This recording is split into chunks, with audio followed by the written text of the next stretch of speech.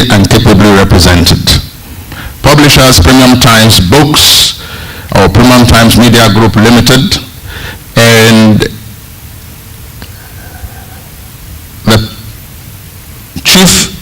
the editor-in-chief now, Majeed, is here with us. I was going to say the publisher CEO, who is Dr. Olorunyomi, is unable to be here with us right now because they are hosting another event in some part of the town. May we also specially recognize the Executive Commissioner, stakeholder management of the NCC, Mr. Adeleke M. Adewolu. Thank you very much, sir, for your presence here this morning. We are indeed happy and grateful that you have come to honor one of your own.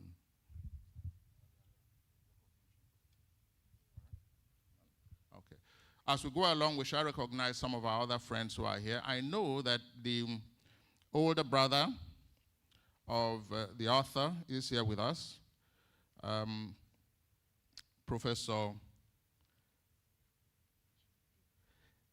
Mr Ibietan, Professor of Public Administration and Director Quality Assurance at the Federal University in Lokoja. Thank you very much, sir, for your presence here today to lend support to. And of course, the author himself is here, Dr. Omoniyi P. Ibietan.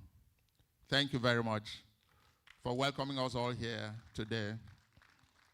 If you view him from behind, you almost think that it's a Wole Soyinka sitting next to Professor Dambata. But it's okay, we'll get there. Thank you very much, Niji, for inviting us all here. Most distinguished guests, ladies and gentlemen, thank you. We would recognize others as the program progresses. I know there are quite a number of other friends of the author in the house, those who served with him at the NCC, those who served with him in the media and some other sectors of the economy. But at this point, we'll get down to the business of the day as we invite Mr. Majeed to welcome us all formally to this program. Let's put our hands together for Majeed. Thank you.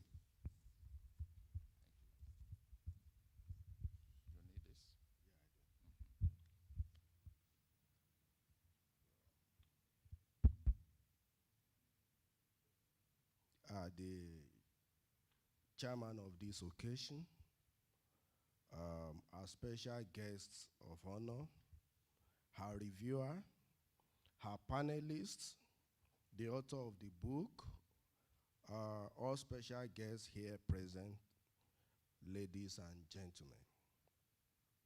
Good morning, all. It is a great pleasure on behalf of Premium Times Books to welcome you all here today. We are delighted to have you with us to participate and share in the joy of this occasion. Thank you very much for coming. That many of you willingly set aside other engagements to be here serve as a reminder to us just how important our work and the book we are presenting here today are. We started the Premium Times newspaper in 2011 with the vision of strengthening Nigeria's democracy and advancing the socio-economic well-being and rights of citizens.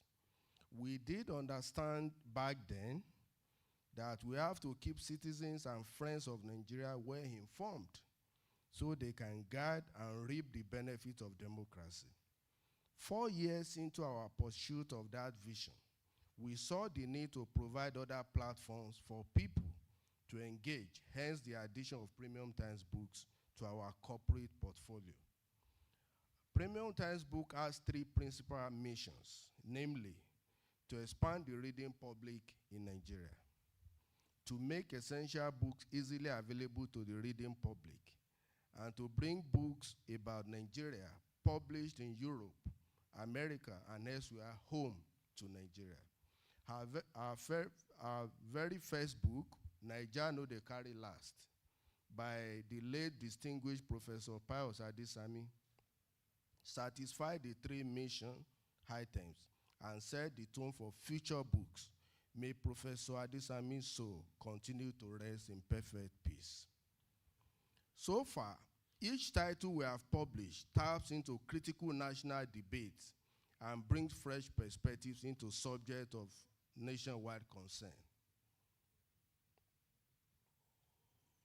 From Quranic schools in northern Nigeria, which focus on the Almajiri problem, through the Boko Haram trilogy to We Are All Biafrans, Premium Times Books has not shied away from the heavy-hitting topics dominating national conversations. Each title in the Boko Haram trilogy, Sex and Social Disorder, Creed and Grievance, and Overcoming Boko Haram, has been individually and respectfully praised for providing a unique insight into Muslim-Muslim conflict, Muslim-Christian conflict, and the cross-border dimension to the insurgency in northern Nigerians. Some of these books are available outside there for people who like to buy. Together, they are renowned for their magisterial dissection of the sectarian religious crisis in Nigeria, on account of which they are widely recommended for policymakers and other change agents. We later took on the challenge of producing the Nigerian edition of the Sokoto Caliphate because the book touches on debates about Nigerian nationhood and constitutional review. After that, we published the Letterman, Inside the Secret Letters of former Nigerian President Olusegun Obasanjo, which was well received, widely praised, and described as a classic by many. Today, we are unveiling our latest title, Cyber Politics, Social Media, Social Demography, and Voting Behavior in Nigeria. The book is a classic. It uses Nigeria's 2015 presidential election as the sounding board for analysis that offer great insights into the future of voting behavior in Nigeria. It is very important because most people here are politicians and they need to know how voters behave and how they can tap into that and make success of their political endeavors. Those who have interacted with the title have described it as both skillful in its rendition and ground-cutting in its intellectual approach. I don't know if the reviewer will agree, but we wait to hear from the reviewer and the panelists. At Premium Times Books, we look forward to continuing to publish books that will deepen knowledge about important aspects of our lives. We're interested in getting a number of disappearing classics back to libraries and bookshelves across our country and beyond. If you have any suggestion for us, be kind to get in touch. Once again, I welcome you all to this event. Thank you.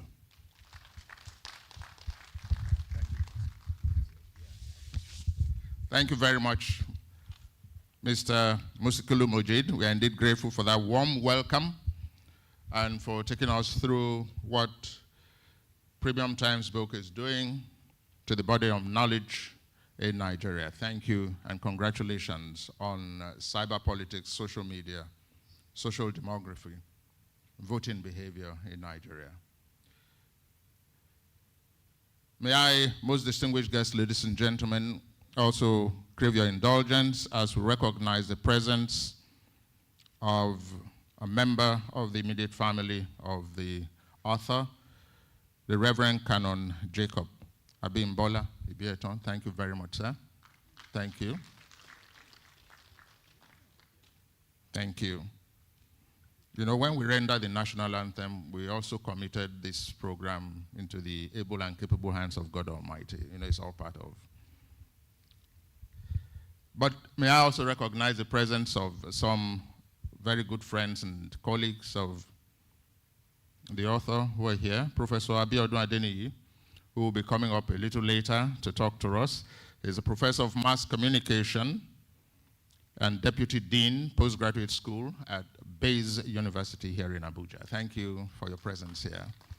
May we also recognize the presence of another frontline journalist and author, Mr. Waziri Adio, is keeping up the rear, you know, for obvious reasons. I wouldn't know what the reasons are. May I also recognize and welcome Mr. Oko Ihe, colleague of Mr Ibietan at NCC, and of course, next to Mr. Sunny Aragba Bore. Thank you also for your presence here today. And we welcome you, Chido Onumah. Where art thou? Chido will be coming up here. Thank you. You're back from Vancouver or South Africa or Italy. It's always moving around. Thank you, Chido. He'll be shedding some light when we have the panel discussion later on. May I also specially recognize a very good friend and like a younger brother, Fred Nwabufo. Where are you? Fred, thank you. It's good to see you. Fine writer. Yeah. May I also recognize the presence of another Venerable Oluwaseun Owoye. Thank you. Thank you. You have done so well. We'll invite, Ladies and gentlemen, we will be moving on swiftly. So I would like to invite to the podium for the address, the chairman of the occasion, Frank Nweke Jr. I hesitated, but I had to keep a promise. Thank you so much.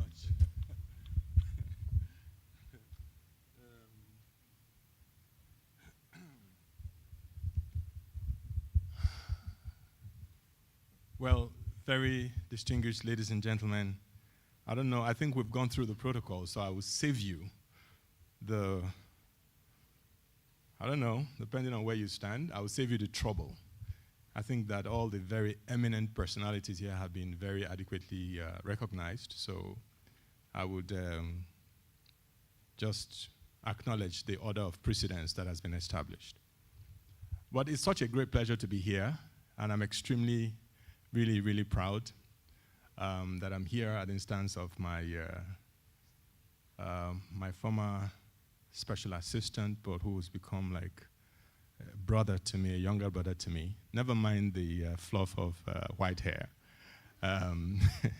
He's always looked up to Professor Oleshenka, and he's making good progress, but it's not quite there yet. But, you know, even though I'm not going to go through the protocol, I want to especially recognize Azubuike Ishiekwene and even his dear wife in absentia for very, very emotional reasons. And I'm standing here today in 2004, about 19 years now, by the grace of God, but through the instrument of this man sitting here and his dear wife. The only reason why I'm alive today, so far, was because sometime in 2004, I was visiting Lagos, and I had an appointment with Azubuike Ishiekwene.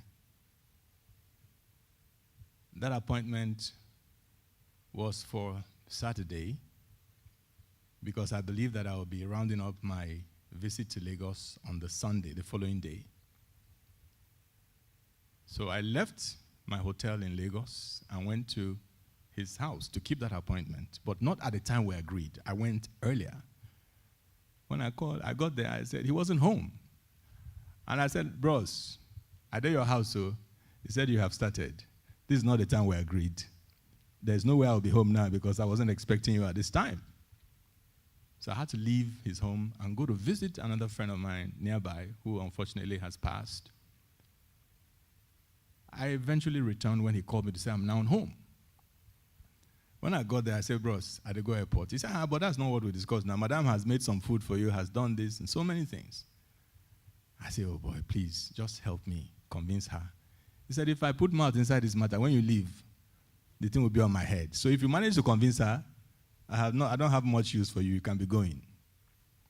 I tried in vain to convince the wife that, please, I need to catch this flight. This knee is sitting here. with a couple of other members of our staff. I think they were already at the airport waiting for me. Because of my visit, she had, carefully asked me what I would like to have. And I said I would like to have amala when I come. And she had made it with so many other things, assorted stuff that she made. She said, Oga, the thing you say you want, I've made it. I've even told my neighbors that the minister is coming to my house.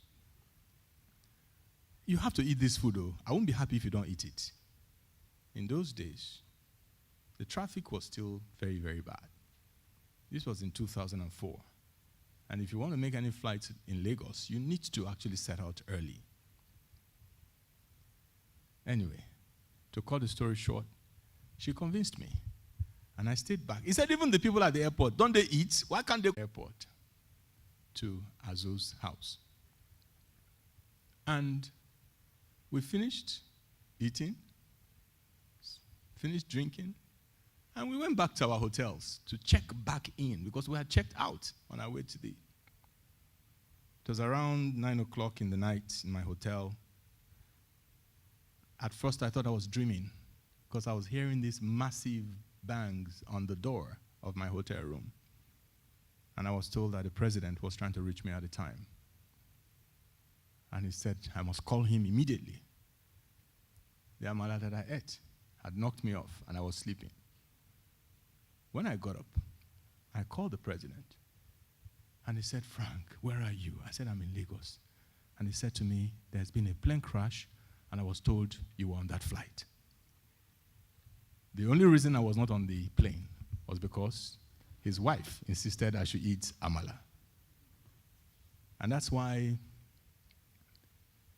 we haven't seen each other in a while, but I remember all the time I pay my respects to him as an instrument, he and his wife, that God used to save me. And so, well, God saves, but amala saves too. So Azu, it's always good to see you. Very distinguished ladies and gentlemen, it's an honor to welcome you to the launch of this uncommon body of work by an intellectual and a visionary, my younger brother, Dr. Omoniyi Ibietan. Cybersecurity, social media, social demography, and voting behavior in Nigeria is going to be a reference point or a blueprint of sorts for insights and strategies that will greatly impact practical communication and societal transformation in Nigeria. What many of us here,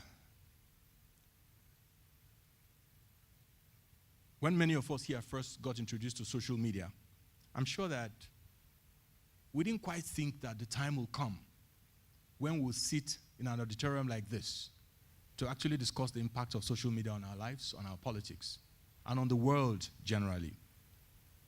So through the years, we have watched and participated in the growing significance of social media from a platform where you find old friends to a rallying point for major world events as the Arab Spring, the Occupy Wall Street, even the Occupy Lagos, even the recent events at the capital of the United States.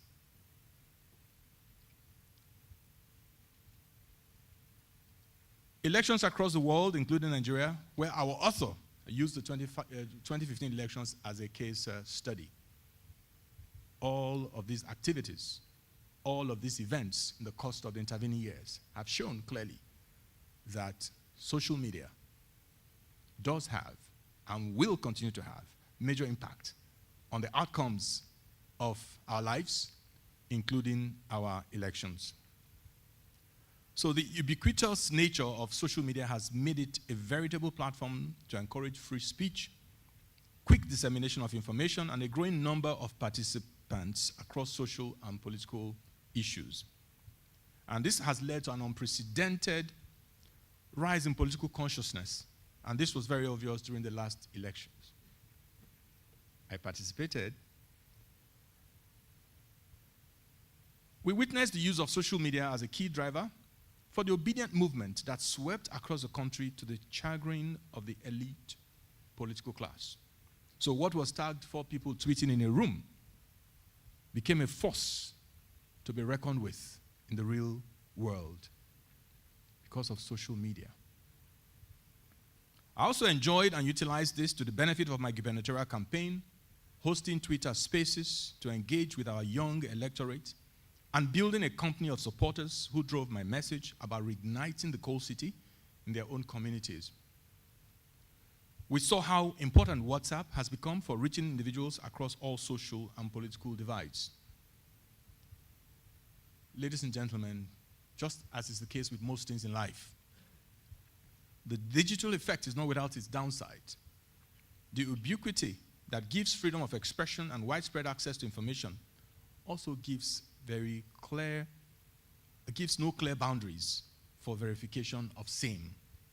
So fake news and misinformation became another battle we had to fight. More so, as we say, bad news travels fast. The political class and the government today would have to deal with immediately countering false stories that easily find their way into public conversations, with sometimes very devastating or potentially devastating impact.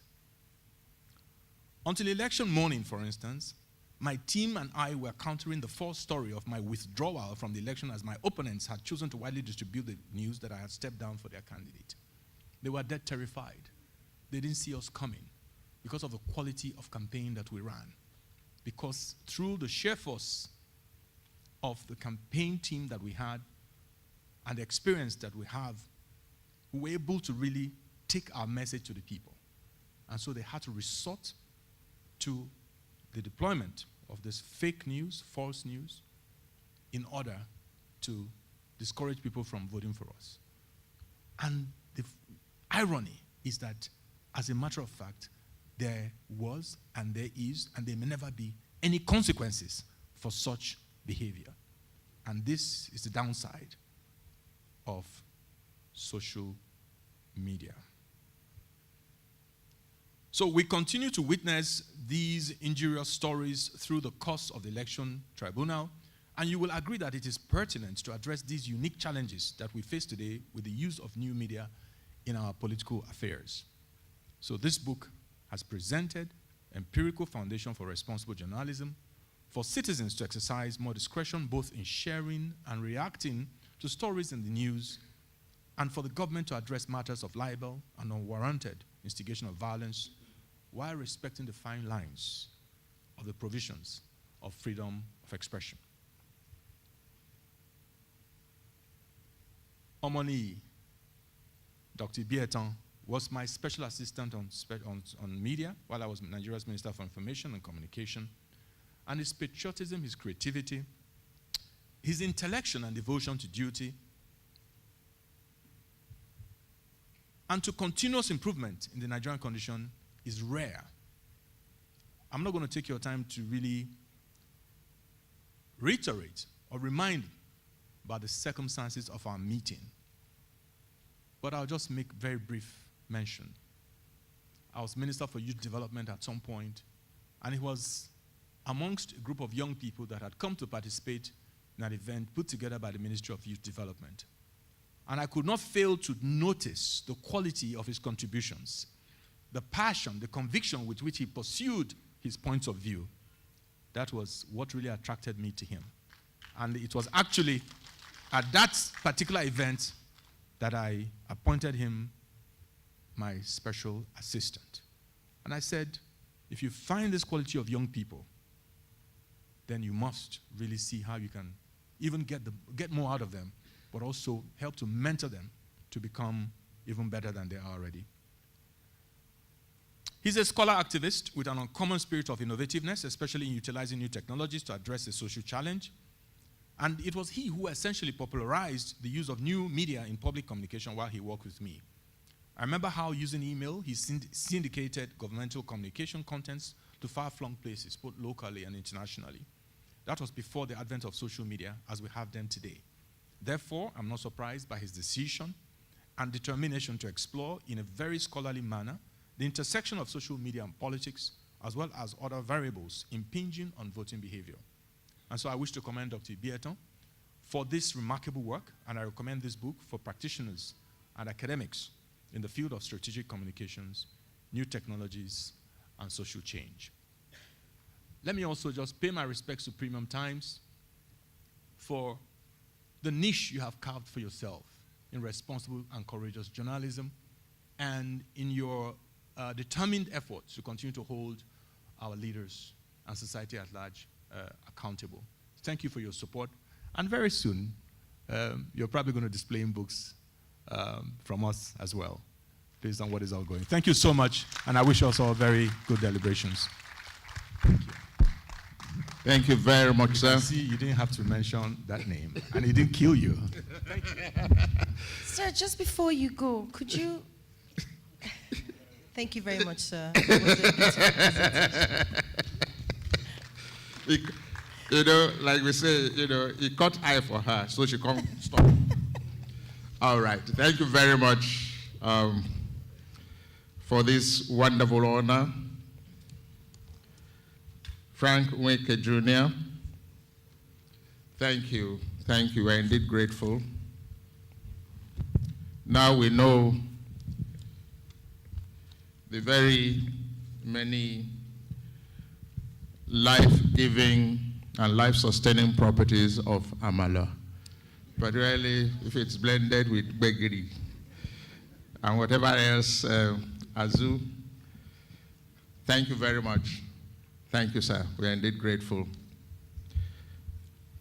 We wish to also recognize some other friends who have come here, and colleagues as well, who have come here to honor one of their own. I noticed that we have not been reasonably gender sensitive since this program began. Can you imagine? You know. Thank you, Head Corporate Communications, NCC, Mrs. Nena Ukoha. It's been more than 2 decades. Where is Nena? Yeah, please. Thank you. Good to see you. Thank you. We also wish to recognize the presence of Dr. Chido Onumah, Head New Media and Information Security at the NCC. Thank you, sir. We welcome you, Director of Legal Information and Corporate Governance at the National Commission for Colleges of Education, who is representing the Executive Secretary of the National Commission for Colleges of Education, Dr. Barrister Nasara Kogo Umar. Thank you very much, sir. Pastor Lanre Olupitan is here, is of the Redeemed Christian Church of God. Oh, thank you very much. Okay, you're not colored like okay, I thought, you know, all reverends and pastors would do that. From the Nigeria Data Protection Commission, Dr. Vincent Olatunji, National Commissioner and CEO. We thank you, sir. Thank you very much for your presence here this morning. We are indeed grateful. Mr. Usman Mala is the Director of Human Capital and Administration at the NCC. Thank you for coming to support your own. Mr. Ishmael Adediba, Director of Research and Development, also at NCC. Thank you also, sir. And Dr. Augustine Nwanlune is the Director of Zonal Operations. We are indeed thankful that you could make it here today. And the Head of the Procurement Department at NCC, Mrs. Adejoke Ate. Thank you, ma'am. Thank you. Thank you for the support you've lent to one of your own. Thank you for coming here in solidarity. We want to welcome our friend and brother and a good man, Asu Fosot. Please go ahead. Ladies and gentlemen, thank you so much for being here. I'd like to tell you briefly about myself. I'm a journalist by training. I studied mass communication. I'm into education now.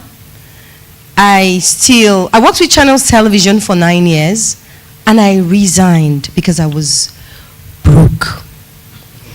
So, I I decided that I would go into, how about media consultancy? Sounded so, lofty. Consult, So I went into consultancy. What the heavens was I consulting about? I had no idea. So, down the line, I figured that I could practice what I had learned on the job. And so I coach, I train people on writing, creative writing, storytelling, presentation, script writing, all that, news writing, and all that. But that's not the story that I want to tell you. I help people write their stories because I can. I know how to craft words to make fantastic stories. Is one of the reasons Dr. Nee is my friend, I know. He hasn't told me. I've helped a lot of people write their own books. But I'm not an author, even till date. As I speak to you, I sit on 4 fantastic books. But do you remember that almost doesn't count? So I'd like for us to give a round of applause to Dr. Mr Ibietan for this feat. It's not easy. I have tried. I write a lot, but I haven't got a book to my name. So this is fantastic. He has been working tirelessly. If you have tried to reach him on the phone over the past 1 week, it has been impossible. He's been so busy, and this today is the result. Ladies and gentlemen, please allow me to bring up to the lectern the man of the moment right now, the book reviewer. He is the editor-in-chief, Leadership Newspapers, Mr. Azubuike Ishiekwene.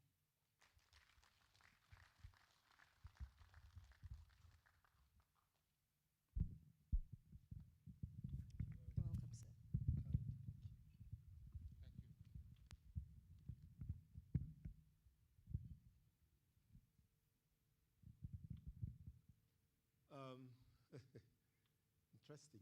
Let me pay my respects and my very profound courtesies because I know time is of the essence. The chairman of this occasion, the protocol has already been well established. Thank you for those, for the recall of that emotional moment.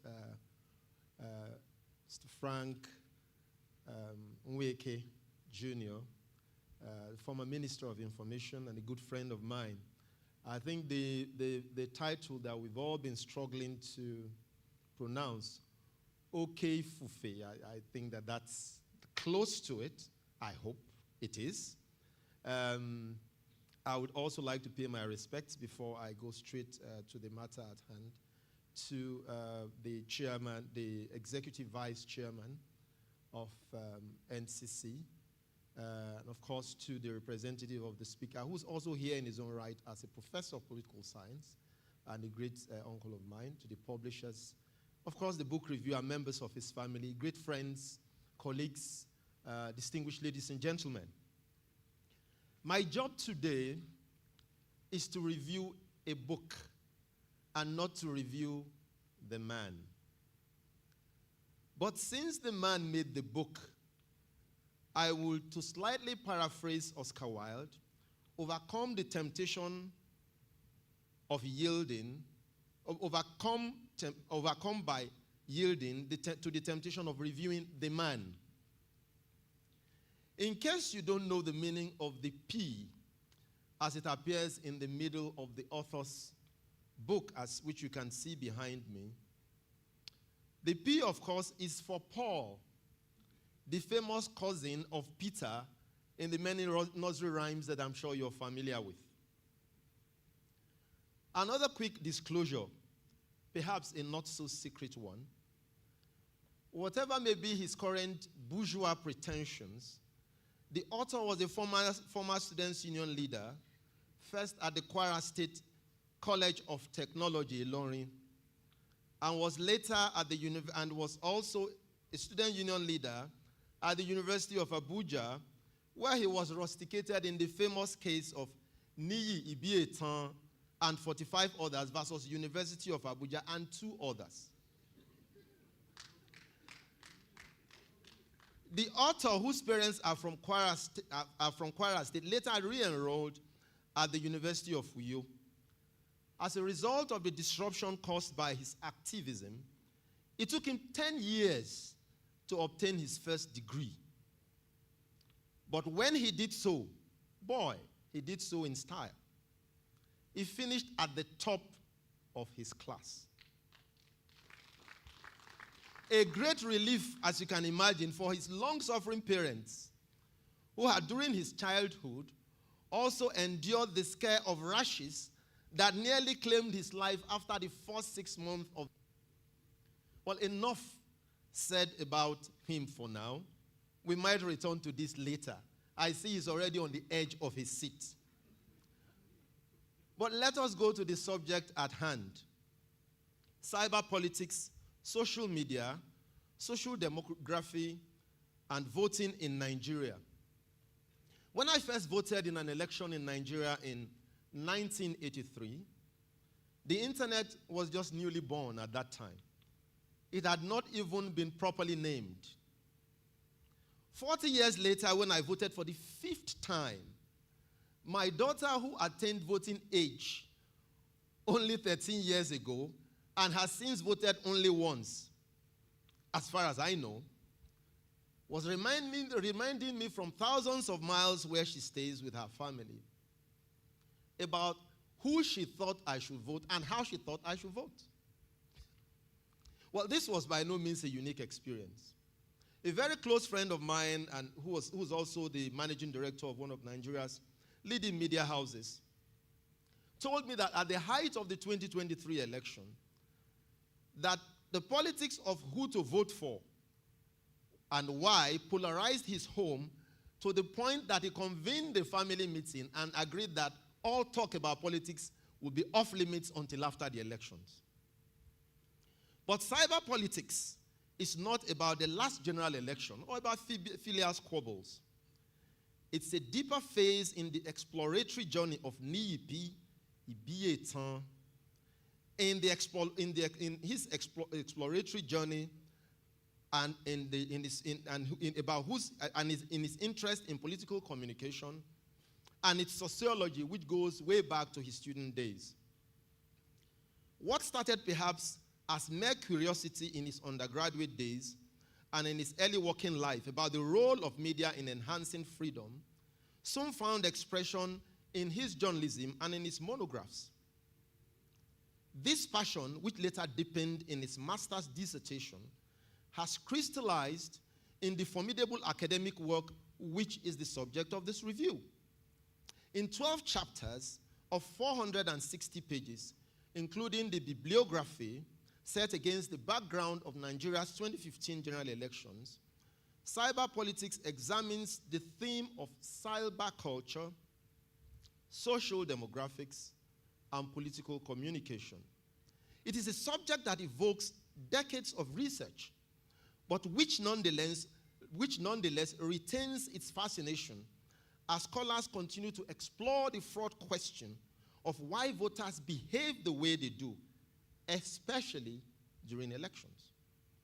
75 years ago or so, when another Paul, not this Paul Lazarsfeld, along with his colleagues Bersin and McPhee, took this question to the streets of North Carolina after the US presidential election to ascertain the influences over voter behavior in what is now famously called the Columbian Studies, the researchers concluded that media and campaigns have minimal effect on voters. Or, to adapt Bernard Cohen's famous phrase, the press was increasingly vital in awareness and relevance, but not necessarily so in voter behavior and attitude.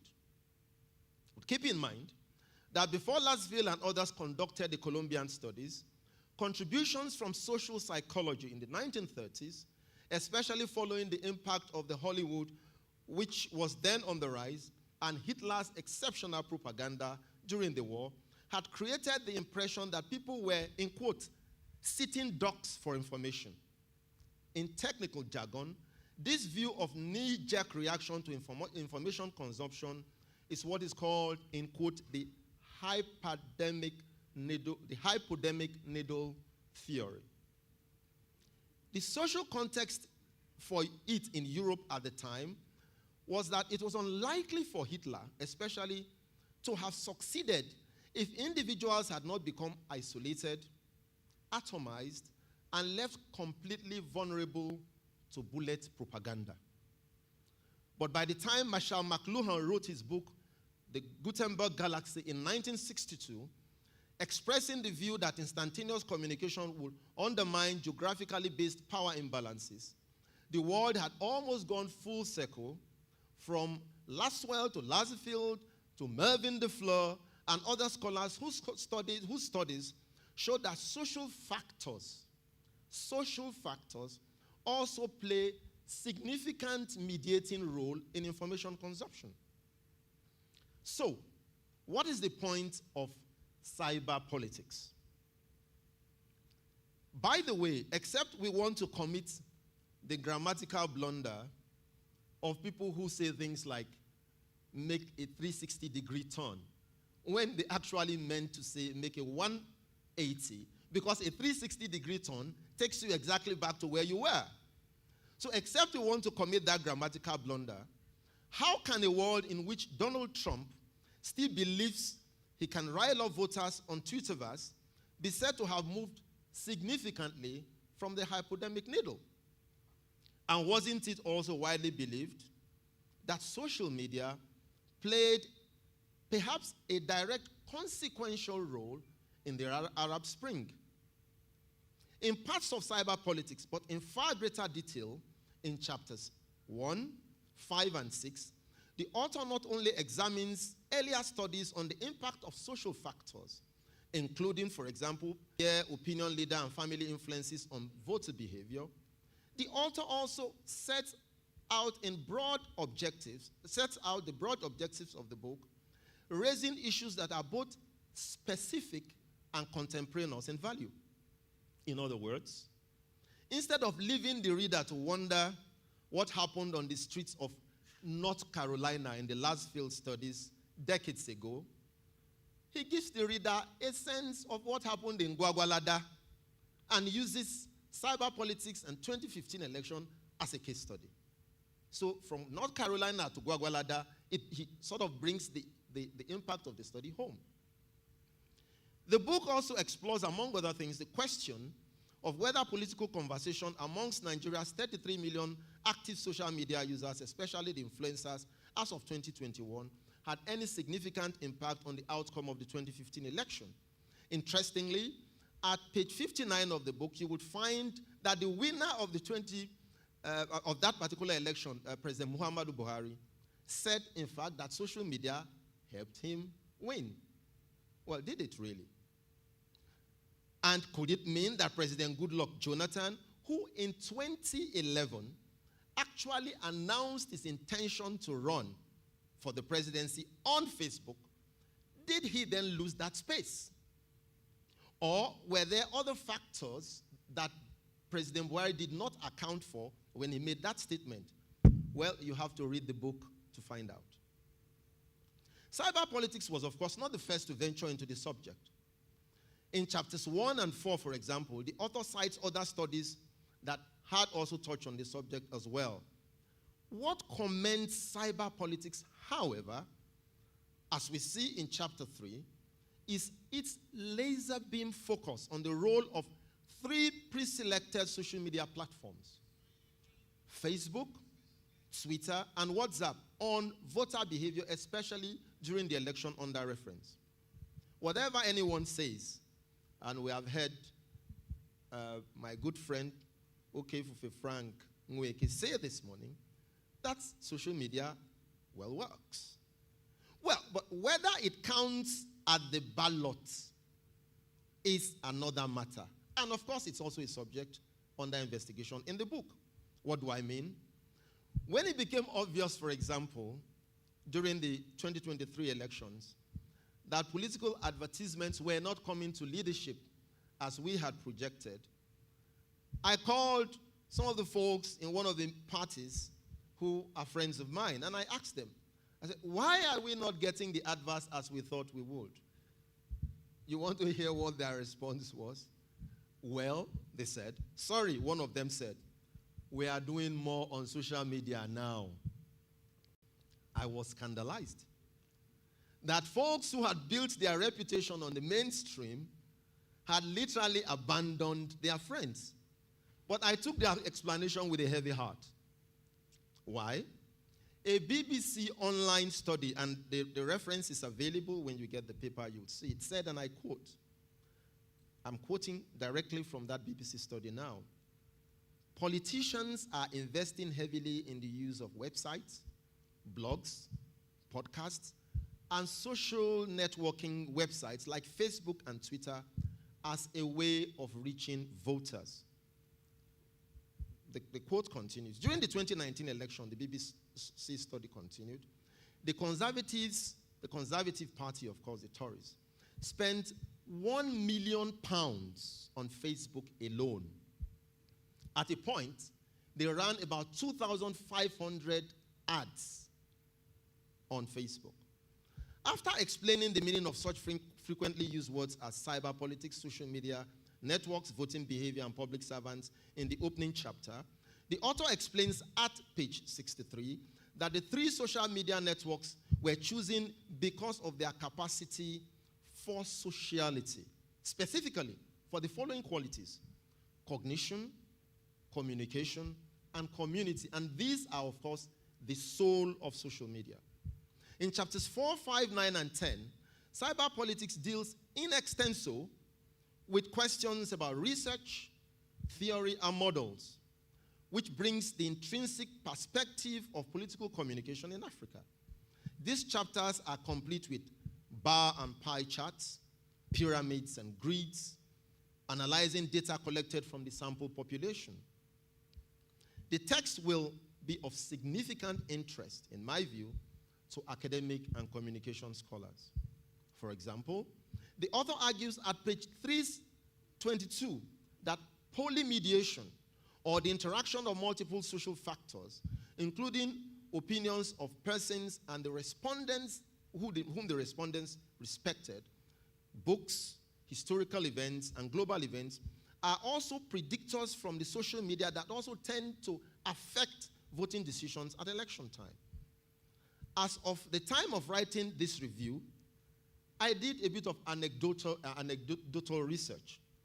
And my anecdotal research showed that in the following schools that offer mass communication in Nigeria, speaking, of course, of University of Lagos, Ahmadu Bello University, and University of Nigeria, none of these schools currently use any texts that deal with cyber politics. None of them. And you can check. In light of the exponential growth in social media adoption and use in the last few years, 2 election cycles after 2015, COVID-19, NSAS, students, researchers, and scholars will find cyber politics a very valuable resource.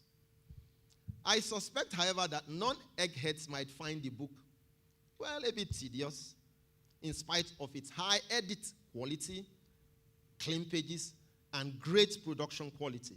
Well, it's not their fault. I guess in some way, the book is like the author. It's serious, bookish, and polemical. It is mainly the fruit of his 3-year doctoral research at Northwest University, South Africa, which not only deepened his interest in communication scholarship and its nexus with freedom, but also left him with far grayer hair, as you can see. But that's not to say that softball lovers like me have little or nothing to gain from the book. Far from it. As a journalist, for example, shouldn't I be concerned about the emergence of social media as the fifth estate of the realm? A prospect which he alluded to in chapter 2 of the book. Will this new estate, in which users are both producers and consumers of information, displace the fourth estate? Especially if you remember that Time magazine had said in its cover edition of February 5, 2009, that journalism was in its death throes. Well, that's nearly a decade and a half ago, isn't it? And it does seem that the death of journalism might have been slightly exaggerated. Because convergence has taught us that it is possible for the fourth and perhaps the fifth estates not only to coexist, but also to be mutually reinforcing.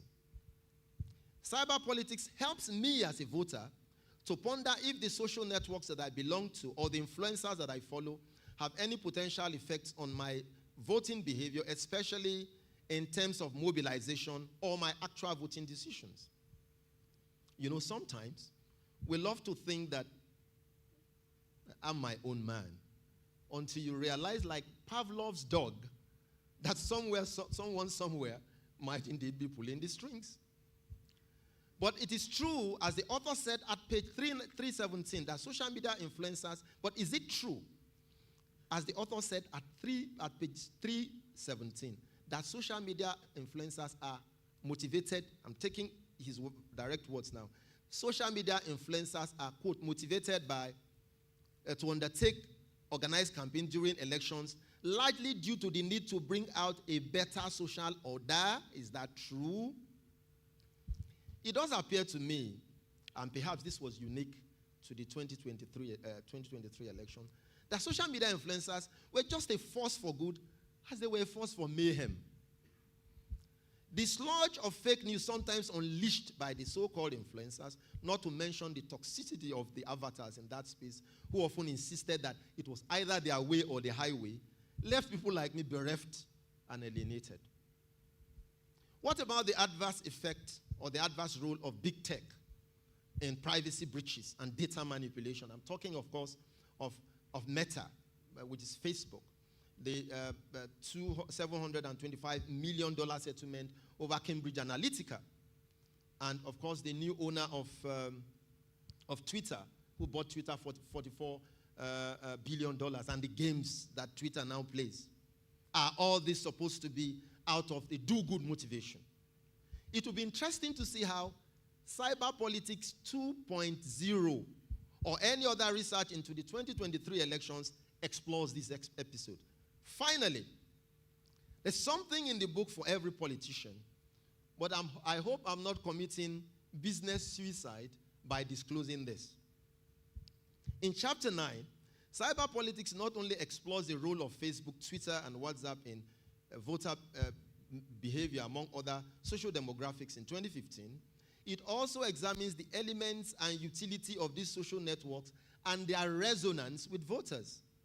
Yet, whatever cyber politics or any other text of voter behavior may or may not say, politicians, and they are here, our politicians, while they may keep one eye on social media, they will, as Joseph Stalin said, famously said, keep the other eye on the people who count the vote.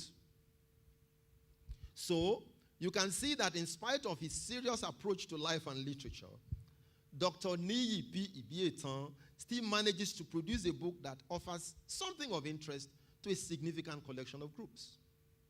We have in our hands today, distinguished ladies and gentlemen, a token of his exertions, of the exertions of the infant who survived the afflictions of rashes in his childhood, the Paul who endured the persecutions of constituted authority.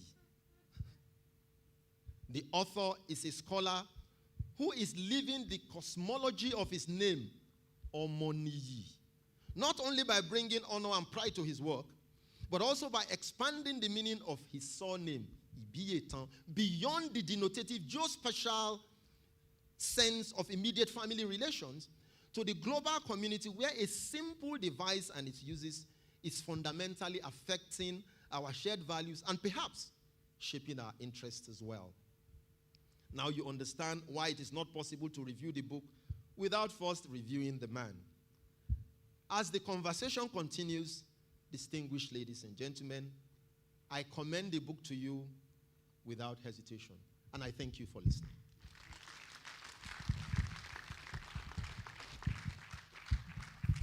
Thank you very much, sir, for that fantastic review. Nothing beats in-depth knowledge of a person or a thing for which you speak of. Thank you very much, Mr. Azubuike Ishiekwene. Thank you. It was a tour de force and taking us into the mind of a person who went through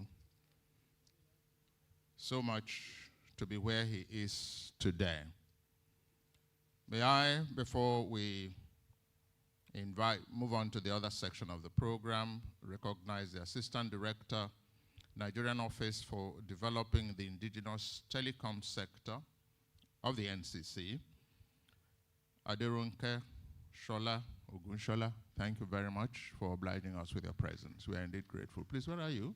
Right? Oh, okay, at that end. Thank you. Thank you. May I also recognize the presence of my friend and my brother, Dr. Ike Neliaku. Thank you. Thank you. I also welcome a former presidential candidate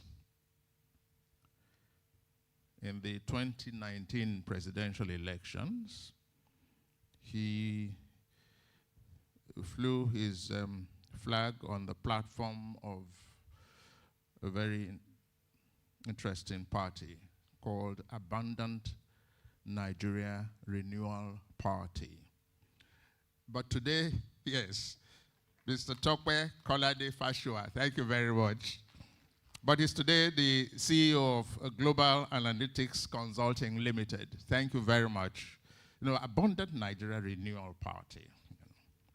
Thank you. But he's still very concerned. We see him on TV most of the times, proffering solutions to the issues that concern the Nigerian nation, state, and space. We've had to effect a slight structural adjustment in the program because the National Assembly is in session, and the leader of the House of Representatives, the majority leader, is here with us. And if he's not there to move the motions or to conduct the order paper for the day, such certain proceedings will not be taken. He graciously accepted to be here to represent the Honorable Speaker, Right Honorable Tajuddin Abbas. A professor of political science, is a teacher of teachers, and I know that at least about 4 of, before now, were his students, if not at the University of Port Harcourt, at some other universities across Nigeria. Please join me as I welcome the representative of the Federal Constituency of Onwa, Federal Constituency of Edo State, the majority leader of the Federal House of Representatives, Professor Julius Ihonwe, to speak to us. Please let's welcome him.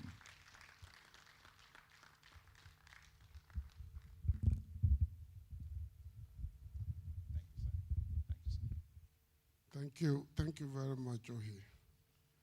I apologize for distorting the program a little, but I just have to return to plenary. We are breaking this week, and we have a lot on our plate.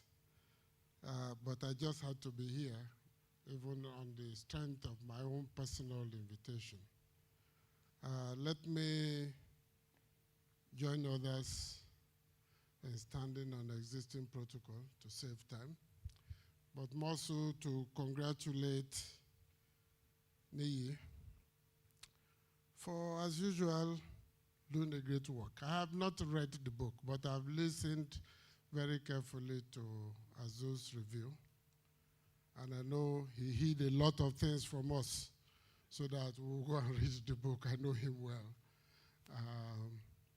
But I still will congratulate you. I will read the book, and if there are things I do not agree with, I know where and how to find you. I have listened to the talks about social media. As a politician now, I consider myself an academic in politics, not a full politician. I don't play it the regular way. And I don't speak the regular way politicians speak. You can Google my name and find out if the way I speak on the floor is the way you expect from politicians, the ones we're complaining about. I think that social media is good. It is bringing about a lot of changes. It is compelling politicians and other persons in power to, quote unquote, behave themselves, to know that even somebody just watching you by the roadside or at the gas station can post something online. So watch what you say, what you do, and how you act. To that extent, I think it's very good. And I'm also glad it is helping technology to not just expand, but find new niches all over the world. The truth of the matter is that cyber politics in a country like Nigeria and the most developing countries is yet to get to that level where I think it will become the foundation for determining political contestations and movements. Frank, my younger brother, did explain how it helped. So we must look at constituency to constituency to see how the impact can be measured. In my own constituency, it really doesn't have much an impact at all. The people are poor. They don't have electricity for most of the year. And they can't afford Android phones. They have what we call touchlight phone. So they're not online.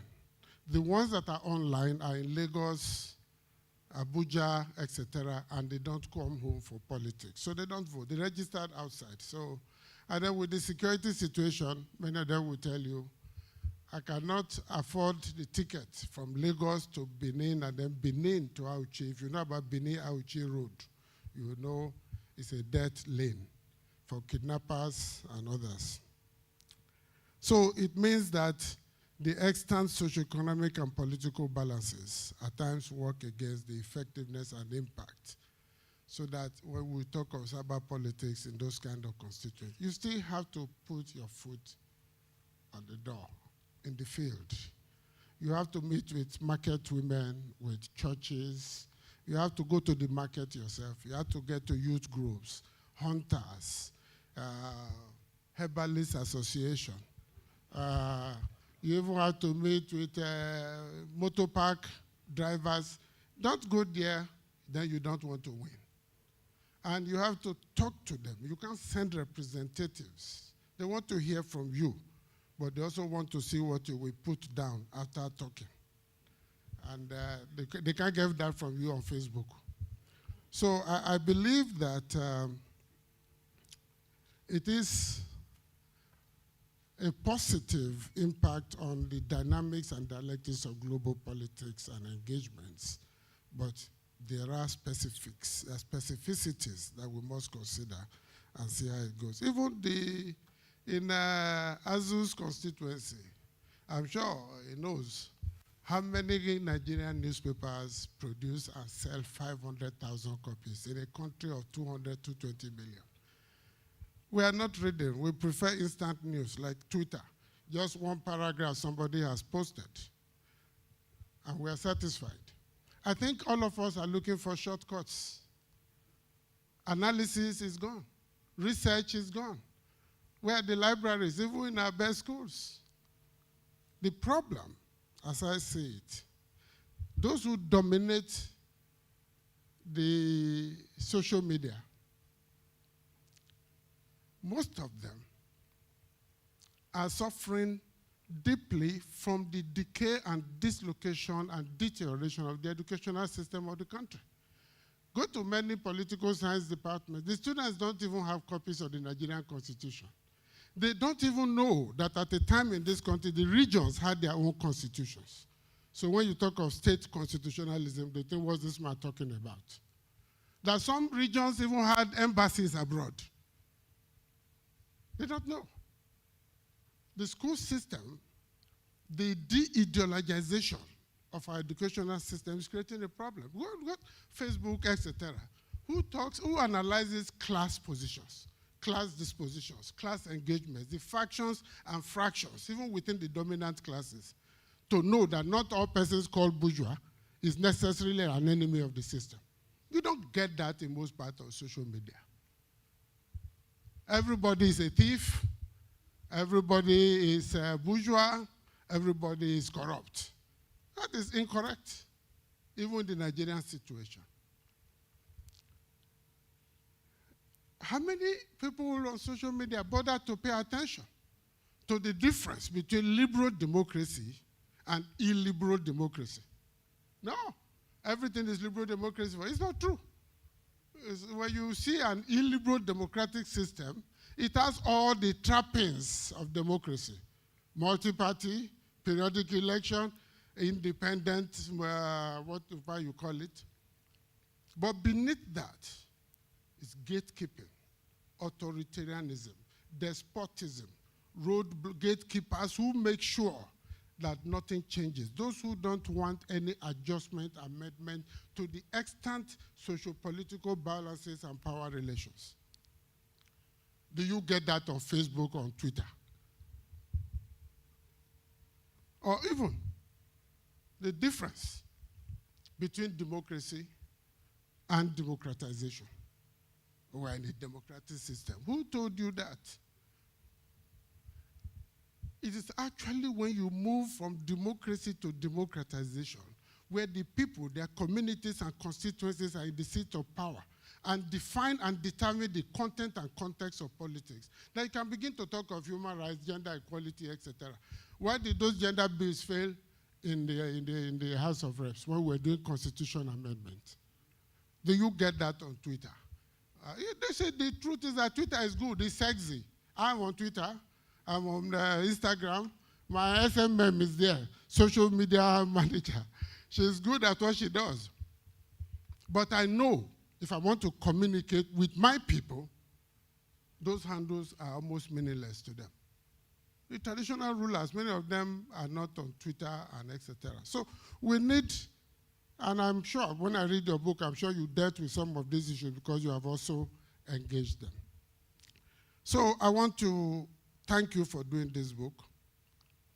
I want to assure you that many of us who know you and know your historical trajectory understand the kind of consciousness that went into this great work.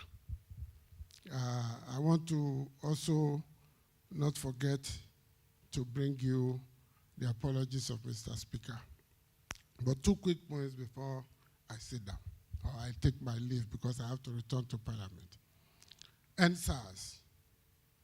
And I've engaged some of those who participated. It was a good movement to send a warning signal to Nigerian power elite that all is not well. Silence of the graveyard is not. And since labor movements are no longer active, student unions have become divided into about 4 or 5 camps looking for politicians to make money from. Many NGOs have restricted themselves to the capital city and become heavily bureaucratized. The young people who are cyber savvy took things into their own hands. Good. But why did it not succeed? That is the real issue. There was no connection. They relied on social media and the digital space. Fine. But that did not connect them to those who make things happen. I've been in the student movement, I've been in the labor movement. We have engaged the federal government in this country without digital equipment in the Ali Must Go fight. We've done things. But you want to organize a movement and you're not in touch with the critical associations and unions on ground, from taxi drivers associations to even NEPA, Nubife, to NUT, to NUPENG, those associations that if they go on strike today, the Nigerian power elite feel it immediately. No, it doesn't work that way.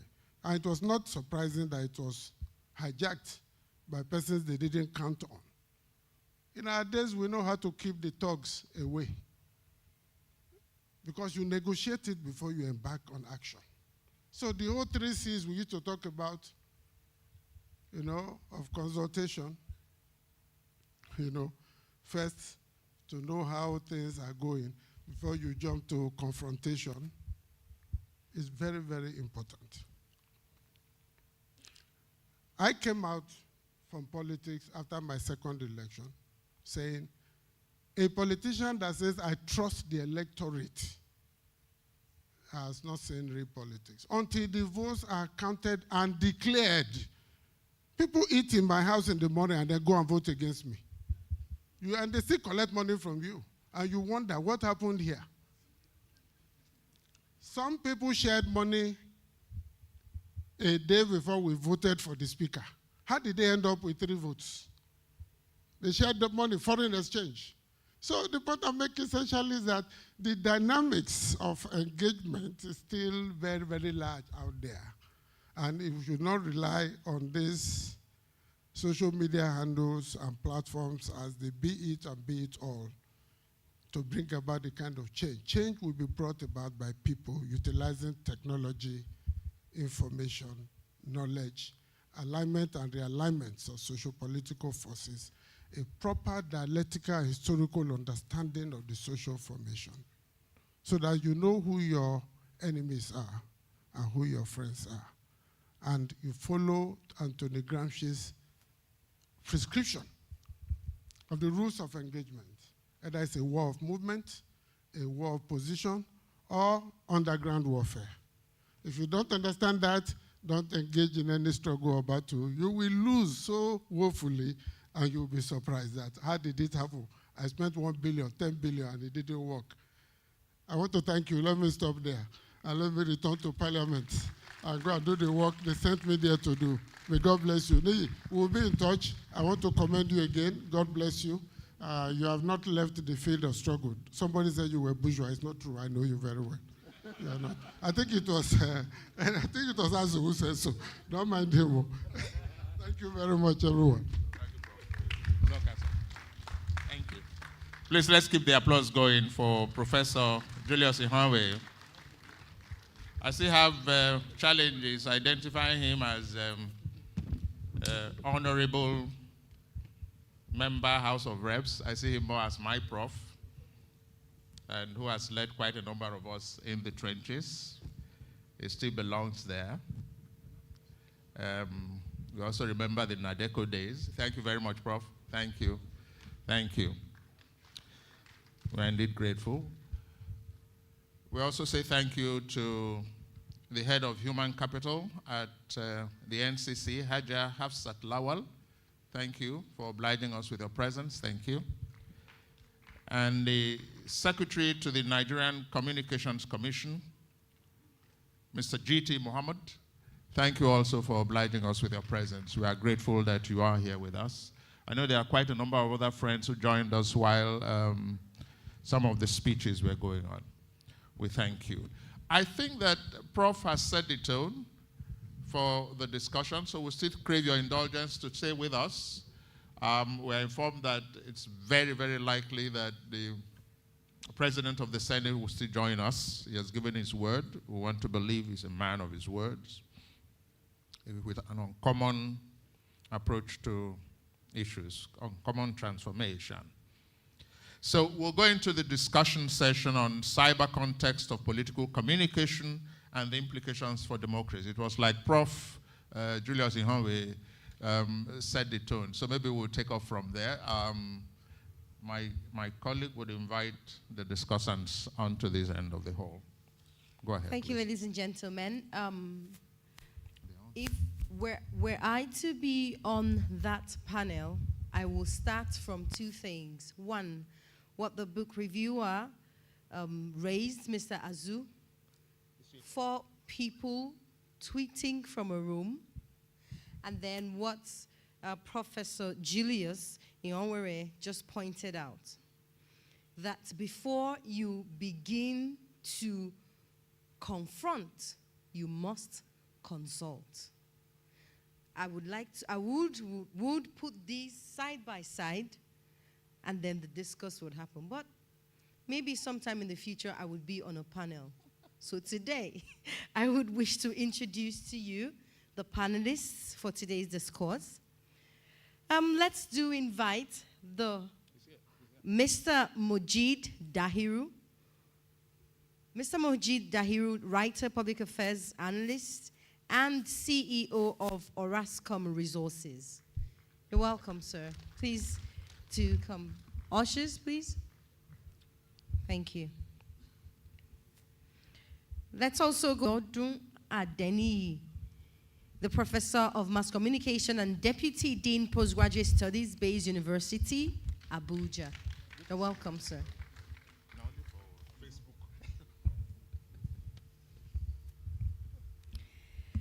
Mr. Chido Onumah, a social entrepreneur, a journalist, a writer, an author, and coordinator, African Center for Information and Media Literacy. He will be our moderator for today. You're welcome, sir. And the author, last but not the least, how can I leave you off the stage? Please welcome with a round of applause the man for whom we are here today, Dr. Omoniyi Ibietan. You're welcome, sir. My apologies, sir. Dr. Chido Onumah. Doctor, he is the moderator today. Please, a round of applause for him once more. Thank you very much. Thank you. You'll need this. You'll need a handheld instead of, so that you will use that. Yeah. Okay. Thank you very much, Compass, and good morning, distinguished ladies and gentlemen. All protocols observed. We're running late, so we'll just go straight to the discussion. The theme of the discourse is the cyber context of political communication and the implications for democracy in Africa. I'll start by congratulating Dr. Omoniyi Ibietan. I know the trouble he went through with this because he was always calling me, asking me how did you do it and looking for little nuggets about research. I think I was just finishing my own doctoral research when he started his. In the last 2 decades, Dr. Ibietan has researched deeply in the emergent interface between communication studies and the study of elections and trends in voting. What we have in cyber politics, it's the attempt by Dr. Ibietan to give expression to a critical phase in the trajectory of Nigerian democracy through its election. So I'll start by asking, what motivated you? What was the motivation? And we have just 30 minutes to go through this tome, so I would like you to keep your answers short but straight to the point. What was the motivation behind this publication to start with? All right. Thank you so much, sir. I think it's basic. The tone had been set by the book reviewer and as well as the majority leader at the House of Representatives, Professor Ihombe. I was an activist in the university and suffered so much as perhaps irredeemably. And the reason why we were into activism is to get the society to move at the speed that we want it to move. And we have come to realize that democracy is one vehicle that is critical in moving the society forward. And communication being central to democracy, what I've done is to bring together my vision for my society and give a concrete expression to it by putting forward something scholarly that will be a reference point. I mean, this is fundamentally a subject of research, and as we all know, research is intrinsic to the solving of social problems. So this is precisely the trigger, the driving spirit for writing. Yeah, so we'll go into the details of the book, but would you say that you succeeded in achieving what you set out to do? I'm going to leave that for history to determine. But what we have done is to just put there precise. history will be kind to us for doing something. Thank you. I'll come back. I'll go to Professor Adeniyi. I'm sure you've gone through the book, and within the context of our politics, how significant do you think this publication is? Yeah, moderator. Yeah. Yeah, very distinguished ladies and gentlemen. Moderator, permit me to deviate a little bit. Yeah. I would like to answer your question, but before then, let me just tell a little story of the first time I met Ibietan as an exclusive that I want to share. You know, that happened in the 90s. I was then a correspondent for the Guardian newspaper, reporting from Abuja, and he was a student in the University of Abuja. You know, he came to our office and said he wanted to give us a story so that we could publish about the downsides of the university, everything bad that was happening in the university, you know, further to his activism, to his life as a student union activist. So I told him, I said, after discussing with him further, I discovered that we're from the same village, the same local government, the same state, Kogi State. And I said, my brother, why don't you just concentrate on your studies and leave all these things for now? You know? And he told me, he said, look, bros, we have to change this system. I said, why do you think you are the one that will change it? He said, no, it's a mission, it's a course I've taken on myself, and I want to pursue it. At that point, I said, okay, is there a way I can meet your parents? He said, yes. Let's go. My mom lives in Area 1. And you know, as a chorus reporter, I actually followed him to Area 1, and I saw the mom. And when I interacted with Mama, I discovered that Mama was even more fiery than son. So eventually I discovered that it was a lion, then they born lion, like they said. And as the year grew by, I interacted with the family more, the brother professor, and of course I also know the canon is all like that. I know that there's something agitative in their family. You know, they have that passion for change, that passion for social movement, that passion for communal progress. So it's not strange, again, that it's transforming into the realm of intellection, the realm of ideation that has culminated into this seminal book, Cyber Politics by Ibietan. On that note, can I ask us to please give him a round of applause? And moderator, yeah, you asked a very fundamental question. In my own opinion, reading through the book, I enjoyed it from the beginning to the end. And of course, I like the perspective, the multi-sided perspective offered by the reviewer, very brilliant work that he did. But what occurred to me mainly is that he was very primary, very creative, very ingenious about how he used sources. You know, he located dimensions that are ordinarily global within the space of the Nigerian context, and of course proceeded from what Alvin Toffler, Negroponte did onto the works of Manuel Castells that he referred to copiously, you know, and of course also told us about the frameworks of Mark Webster. All this is captured, these are all contemporary theories trying to help us capture the essences of the world we are in, the world where meanings are being confused on account of the ongoing revolution in communications technology. Not just meanings being confused, but of course we are also struggling to interpret the kind of world that we are in, because we are seeing a world where tomorrow is being matched with today, and we're finding it difficult, you know, to contextualize the future, because the future looks upon us, looks like it's already upon us on account of the revolution in communications technology. So what cyber politics did through Ibietan is to create a niche for itself, situating, you know, situating things within the context of Nigeria, using original Nigerian example to explain the new world that we are in. And of course, largely we'll say, in ordinary terms, in the academic, we'll say, he has, as a result, filled a gap. They come back to me. Majeed, very few public commentators understand Nigerian politics and have written the way you've done. What, in your view, is the contribution of this particular publication to our politics? Thank you very much, and congratulations to the author for this milestone, and to the Premium Times family too. The book is very rich, and it will be very resourceful to scholars of strategic communications in modern times, and as well serve as useful tool for policymakers too, in terms of strategic communication. And it comes highly recommended because it's well researched, it's brilliantly written. Of course, don't expect anything less from our own Dr. Omoniyi. So I think it's quite a timely intervention too, because of the changing dynamics in strategic communication when it comes to politics. And it's quite good that it's coming at this time, and I hope that this will help to understand, to get people to understand the dynamics and the realities of the times we live when it comes to political communication and strategic communication as well.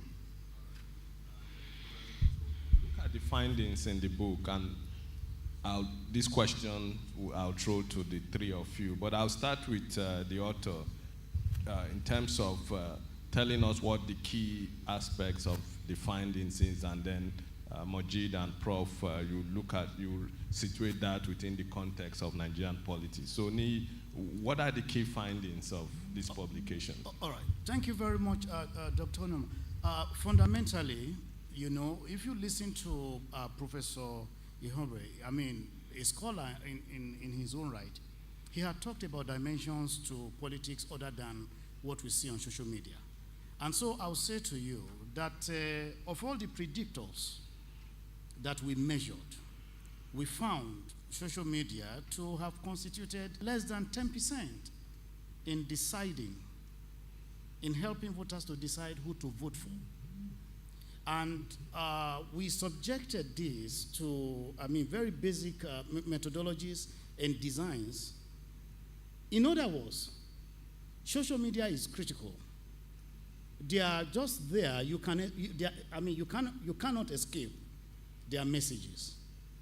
But the value of social mediation can be located more in the context of education, of culture, of personal influences that people engage in daily, as you may find in the history, in the orientation of people. So it's likely impossible that you say all Southerners who are Christians are likely to vote for PDP. We didn't find that in the study. And when you go to chapter 7 of the study, where we use to give explanation of how these things are interrelated, you will agree with what Prof has said, that yes, social media is critical, but as it was found by Lassersfield 7 decades ago, media, whether it is digital, whether it is historical, they operate in context of mediating factors and influences. That is basic. So what we have done in this book is to problematize what has been done from generations.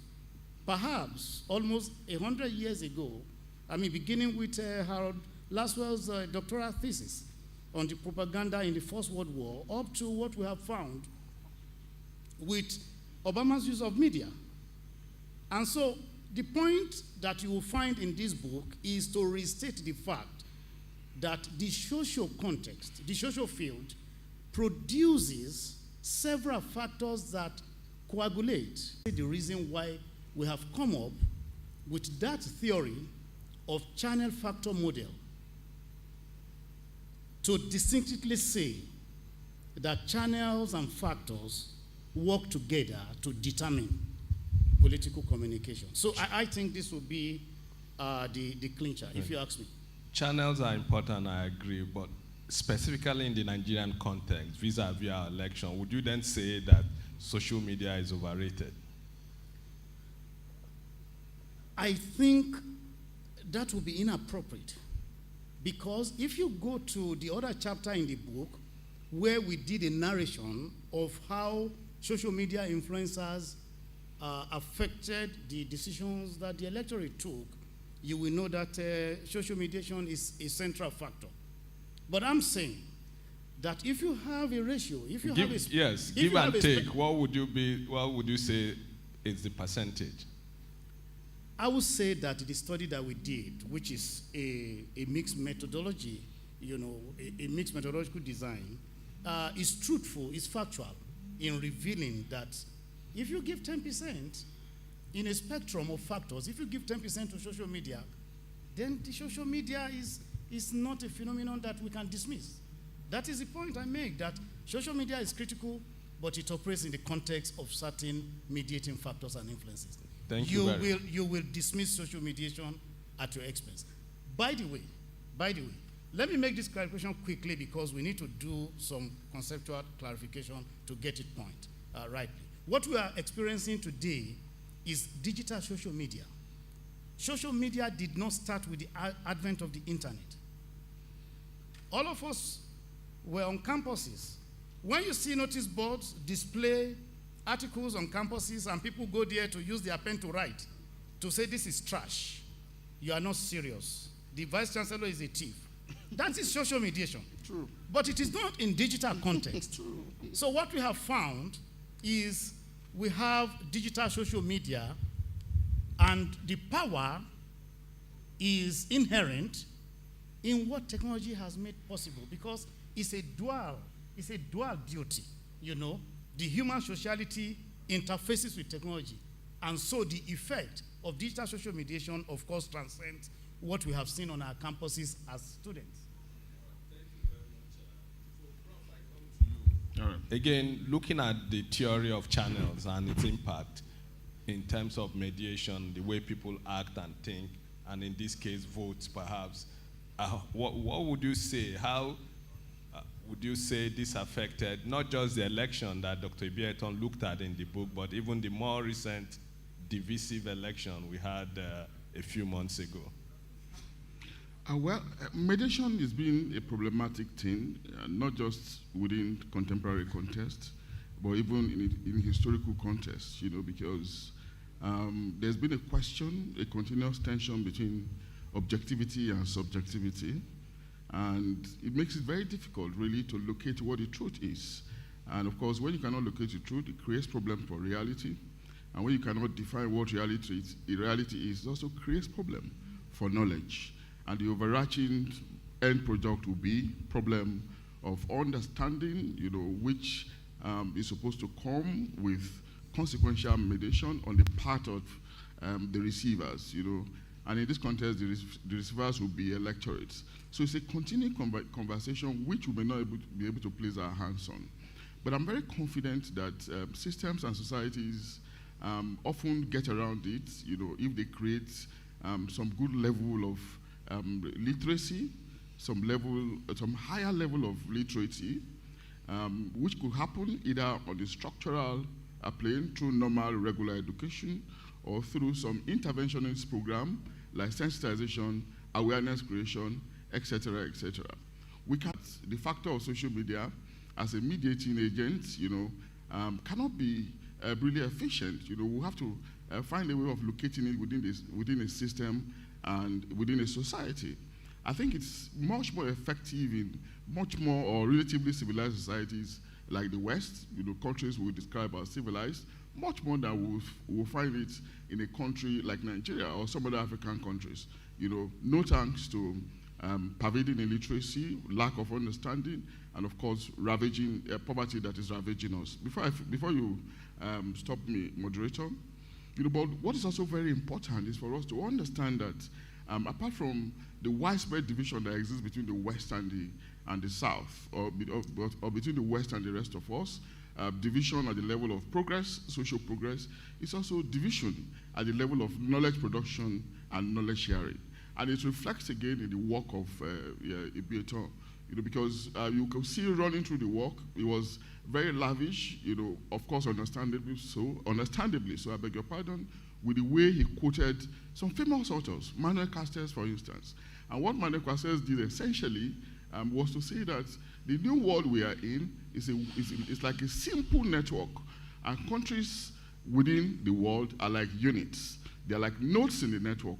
But unfortunately, countries in Africa are not part of this node. They are not part of this unit, you know. That's just an intellectual argumentation. But the good thing here is that part of what Ibietan has done with his book is to provide for the likes of Manuel Castells that we're not just existing in the intangible, we are also existing in the tangible. We are participants in the network. And this is our reality. And of course, that is optimally portrayed in the arguments Ibietan advanced in his book. Thank you. Thank you. I think the purpose of this conversation and ultimately the book is to change initiatives and change the country, hopefully. Dahiru, I'll come to you. How do you think our democracy, and indeed the country, can benefit from or leverage from the findings in this book, but more specifically the whole discussion around social media and its impact on our politics? Okay. I think I agree with the author when he said social media didn't just start now with the digital form in which it exists today. In fact, social media, if you ask me, started right from our time in Garden of Eden, when the serpent came out from somewhere and convinced somebody to eat a forbidden fruit, and somebody convinced the other person to eat it. That was social media, essentially. And yes, because the communication between God and Adam can be considered as conventional media, which was regulated and authentic. But somebody came from somewhere and said, look, you can actually do. So it's been there, really. So from way back to even modern times, from your beer parlors to your barbing saloon and your hair salons, to under the tree communications. In fact, the kind of rumors that spread those days and find is a virtual form of social media. So the same people you see sitting under the tree, sitting in beer parlors, are the ones on your various platforms communicating. Now, but the difference is this, and the impact on politics. Nigeria's political space is still evolving, and social media is evolving with it, as we know it in this current format. How do I mean? I agree that as important as social media is, it does not always decide who gets the vote on the day of voting. I agree 100%. You know why? If you take a close look at our social media platforms, they still exist in silos along certain defined lines of identity, ethnicity, and religion. And so you have an imagined synchronization of people of more pragmatic views towards political thinking and aspiration that is just imagined. That's what we saw in the last years. People that are hardest hit by the failures of the establishment came together across the country and decided to launch a movement, a political movement, using social media as a very easy tool of mobilization. But this group of Nigerians are still in the minority of Nigerians because the nature of identity politics in Nigeria is such that Nigerians still align their votes with their ethnicities and religion. And so what an average Nigerian says publicly on Facebook is not what is going to decide where he votes on election day, because before the election, there will be a family meeting. There will be a clan meeting. There will be a tribal meeting. There will be a religious meeting too, to say, look, it is our turn. No? Those people have been, no matter how beautiful, no matter how interesting they are, it is our turn. And I'm sure Mr. Frank Weke is a victim of what I've just said. Because in Enugu, for example, in terms of social media influence, he was topping the charts. But on the eve of election, he knows what happened.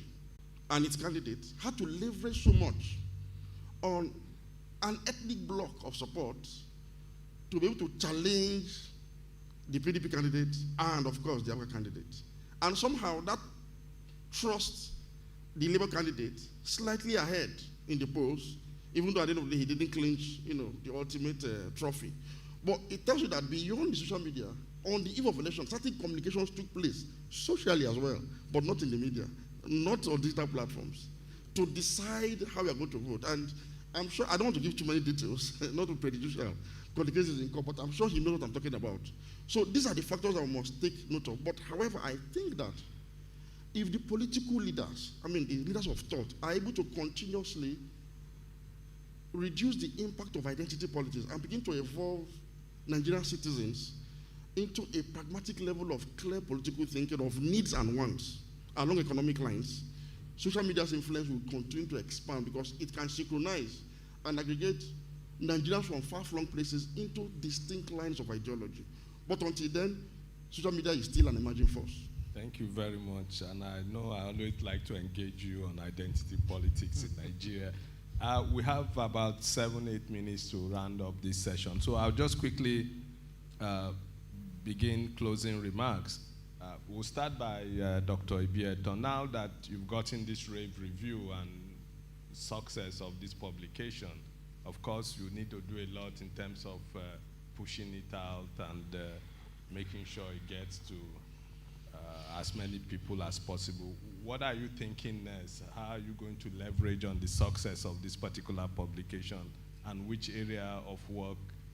Is there, was it Big Bros here, Legbe talked about cyber politics 2.0. What's next after cyber politics 001? Okay, I'll just say this. Thank you so much. I'll say that we will take the necessary step further because of the interest in scholarship, which we will not deviate from by His grace. I think I'm happy to announce that we already have an understanding with Premium Times Books to proceed to have what will look like a sequel to what is already out. It will be on non-digitized interpersonal communication. This work is on social technology. The next work will be, by the special grace of God, on non-digitized interpersonal political communication. Because, and we're going to make this, we're going to situate it in a longitudinal study because 20 years ago, there was something on Oyo. And so, on future elections in the country, how do you think, and taking into consideration some of the points you raised about developing a national identity, yes. And Professor Adeniyi mentioned, I think he stopped short of calling it media and information literacy in terms of educating citizens about yes. The power of the media and all of that. What should we look forward to in, say, for another 4 years or 8 years? Even though I'm not very optimistic about any recommendation that I'm going to make here, because the political class seems to be enjoying the status quo. But I would think that a lot of education needs to go in, and a lot of reorientation too. You know, you need to develop the hearts and minds of the citizens, because essentially the same people that you have on the streets are the ones behind the phones communicating, and they could disseminate information, they could misinform, they could spread fake news and hate speeches at the same time. And even though we still agree that social media may not have the overwhelming influence we think it has, it can create a lot of harm in the society and accentuate a lot of negativities and cause, you know, an Armageddon of some sort. So I think a lot of work needs to go into reorientation, civic education, and mainstream education, so that people are able to discern, people are able to filter and be their own gatekeepers in information management. So that we can have a pretty more sanitized political process and political communication that will produce an end that would simply fulfill our national aspirations for a better Nigeria. So I think we need to work on the individual, on the citizens, on the people. We essentially need to transform our tribesmen, I mean, I keep saying this, the Nigerians are essentially tribesmen, into citizens. So that you can have meaningful citizens engagement using the social media. Thank you very much. And Dr. Professor Adeniyi. Well, I think it's important that there's a sequel to this book, you know, because the changes that we're talking about is still continuing. And of course, I don't want to sound as if I'm preaching to the choir. You know, you work in NCC, somehow you monitor processes and procedures, as the case could be. We're transiting slowly, even controversially, into the world of the Internet of Things, artificial intelligence, hypertext documents, becoming much more sophisticated. You know, we need to be able to continually put these things in context, locate the place of Nigeria, the place of Nigeria's processes, the political processes, partly evidence in social media, economic essences, you know, cultural essences. How well are we going to be able to locate it, you know, so that our voice can be heard in the global intellectual space, a voice, you know, that is presently being muffled by the absence of resources, you know, declining interest in intellection, etc., etc. Thank you very much. And last word from you, Dr. Ibietan. Well, my last word naturally should be gratitude. I mean, I sit here, I mean, a little boy, and behold a very big audience made up of amazing people. I mean, from, Okifufe, Frank Nweke too, who gave me my first job in political communication. I mean, it's amazing to have my boss, a distinguished professor of telecom engineering.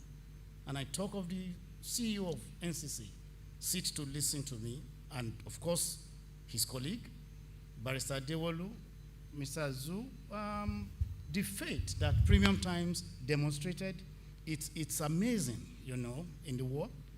And then everybody out here who have been involved in this, I want to say thank you very sincerely.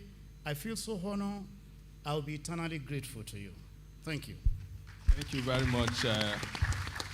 Thank you very much, gentlemen. Unfortunately, there is no lady here. Maybe you should pay a bit more attention to gender mediation in your next book. Thank you very much, and thank you to a wonderful audience for your patience. Thank you, gentlemen, for this beautiful discourse. That's our man, how far? Yes, thank you very much. Please do take your seats now. Please, thank you very much. This was beautiful. I listened to this as, please allow me. I listened to this as the Sorosoke, Emiloko. I have this all in my mind. I'm young, right? And we are the ones who are the champions of everything happens on social media. Let's go and shake and move. And so listening to this discourse, having the book reviewer speak, and then having the House of Reps, the Professor Julius speak, and then listening to this discourse, yes, 10%? Doctor, seriously? That's what you gave to social media? 10%? How? But that is the reality. A lot of activity goes on social media. As a journalist, I see a lot of things come to me. I go like, what is this one again? There was one I saw about the chief of staff for the president, former Speaker of the House of Representatives, and I sent it to the Speaker's PA at the time, Special Assistant Media at the time. I said, Oga, should I read this? He said, read now, tell me what's inside. You see all manners of things. And then it's unfortunate that a lot of people on social media believe that everything starts and ends on social media. There is need for these kinds of efforts to ensure that things are done right. And going back to consultation before the confrontation. Thank you, gentlemen. I keep wanting to say ladies and gentlemen, but there are no ladies here. See, do you know we've looked to see who would represent the women? That's why you're up here. All right. That's why you're up here. Okay. They are representing our mothers and our sisters and our daughters, etc. Thank you very much, Omoniyi. We're indeed grateful. And thank you, a panel of discussants, for setting the tone. If we had had the time, I'm sure we would have fielded some questions from members of the audience. We don't have that much time. Maybe we can do that, on social media and relate with the author. And so we'll go on with the business of the day, which is the presentation of the publication. And to say that in presenting the publication, we are especially honored by the distinguished presence of the Executive Vice Chairman and Chief Executive Officer of the Nigerian Communications Commission, NCC, who is the Oga at the top of Mr Ibietan, who has graciously accepted to be here and to honor us by presenting this publication. Please, let's put our hands together as we welcome Professor Umar Garba Dambata, fellow Nigerian Society of Engineers. Thank you very much, sir. Thank you, sir. Yes. Okay. So what we're saying is, after the presentation, we'll unveil. Okay. And then we'll take some pictures. Yeah? Take some pictures. I have his permission to go back to the commission for a public inquiry that is ongoing. Yes, I hope you don't mind. Oh, no. Okay. All right. All right. Okay.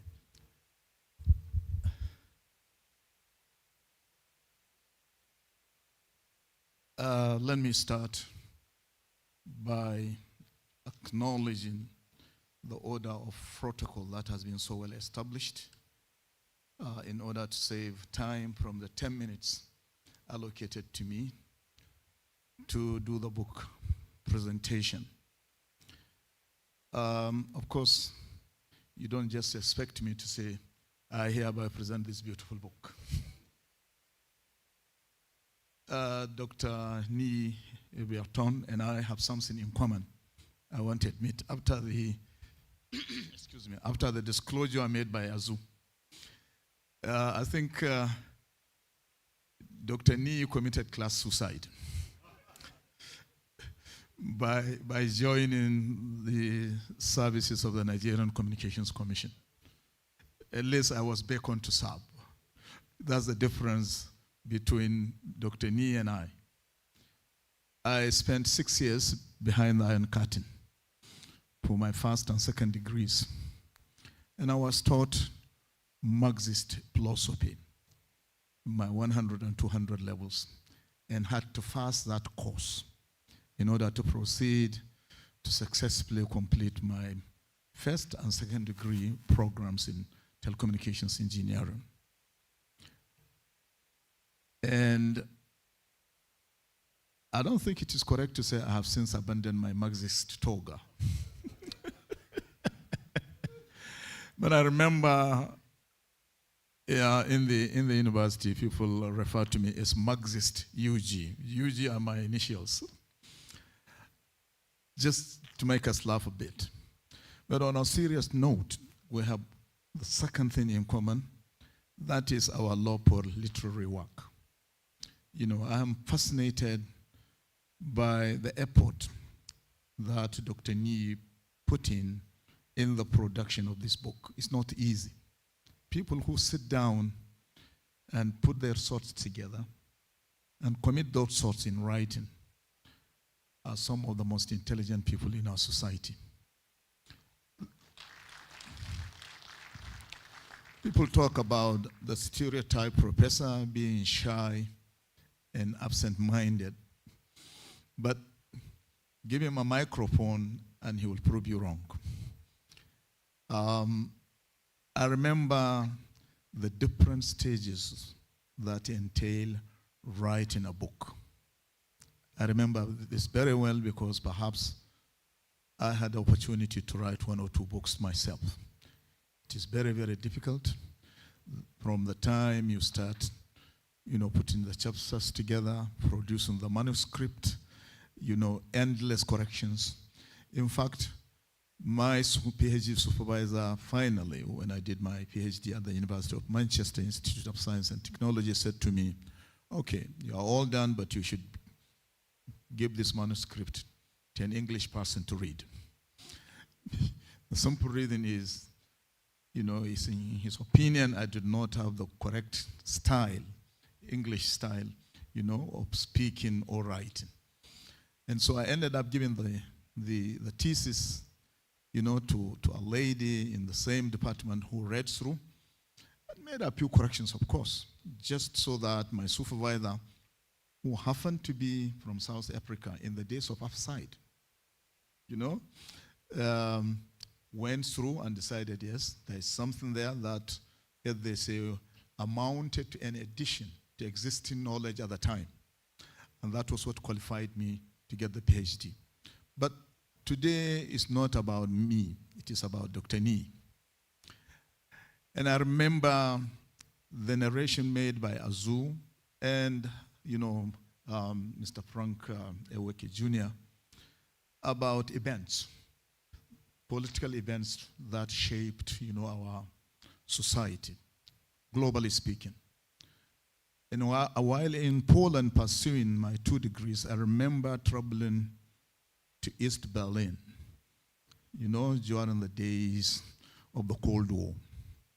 And I had to pass through East Germany, East Berlin, before, you know, I reached West Berlin.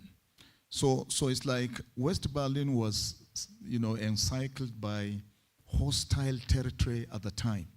You know, that is, you know, East Germany was like a territory that encompassed East Berlin.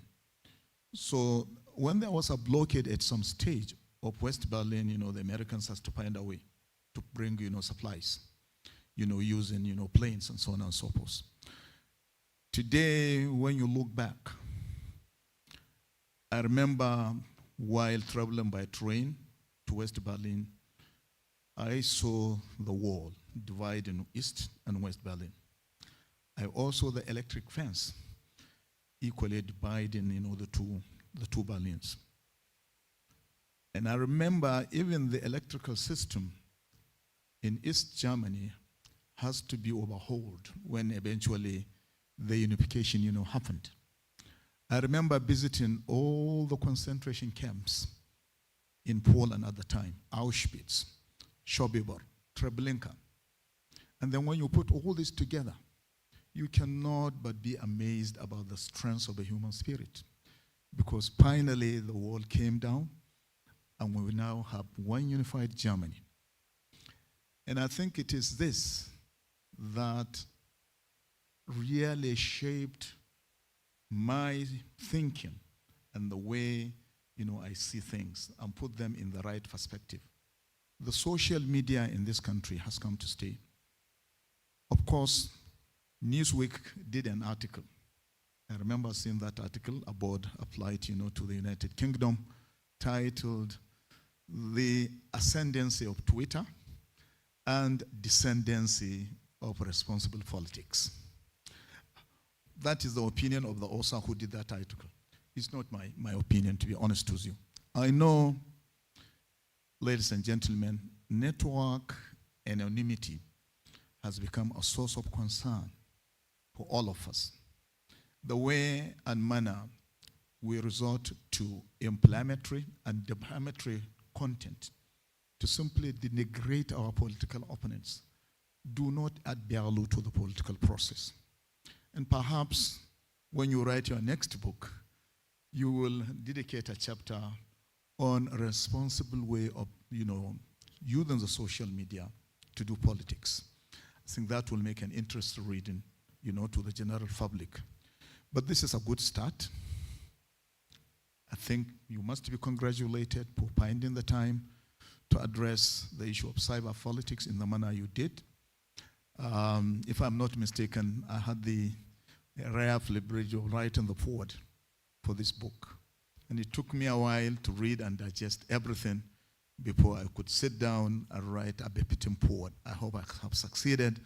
I am leaving the verdict for that, to those who will be reading your book. I think another issue that is confronting society is the poor culture, that social media has bred. People do not read books anymore. It is easier for them to just, Google search everything. Okay, here with apologies to Azu, whose articles I always read, as far as photos and other, social media platforms. There are excellent articles, to be honest with you, written by prolific writers, like him. And I congratulate their effort in making the social media space interesting. The smartphone, okay, the social networks are recent phenomena compared to when we have the printing press. The printing press, according to a book written by Hannah, titled Transformation to a Networked Society, it took the printing press 50 years to reach 100 million people. 50 years. The radio took half those number of years to reach the same number of people. It took the internet. The internet took the internet a little under 1 year to reach 100 million people. Such is the power of the social network, that there is no kill switch. We all know this. You cannot kill the internet. And so by extension, you cannot kill social media. We've got to learn to live with it. We've got to learn to find, a responsible way of using the social media, and this can be done very easily. The NCC does not regulate content, but we regulate the infrastructure over which social media is hosted, ensuring that the quality of service and quality of experience, are of the highest standard, comparable anywhere in the world. And today, we have a staff, an important member of staff of the commission, devoting time, in addition to his primary responsibility, to write this beautiful book. I think we need to congratulate Dr. Ibietan.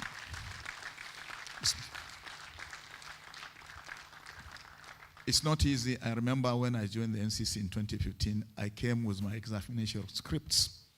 And on one side of the table, I will deal with the mails for the day, and then move to the other side to mark the scripts. So this dual responsibility from time to time comes heavily on our shoulders, and there is no better evidence to say that Dr. Ibietan handled it better than the production, through the production of this book. Congratulations once more. As he said, we have not heard the last about him, and I was wondering whether this is just a one airport, that he intends to make. So I'm very, very pleased to hear that this is going to be a continuous exercise, and very soon we're going to see more books, on other interesting subjects, to the public. And I'm fortunate not to have any issues with you, going by your trends, as an activist. I consider myself very, very lucky.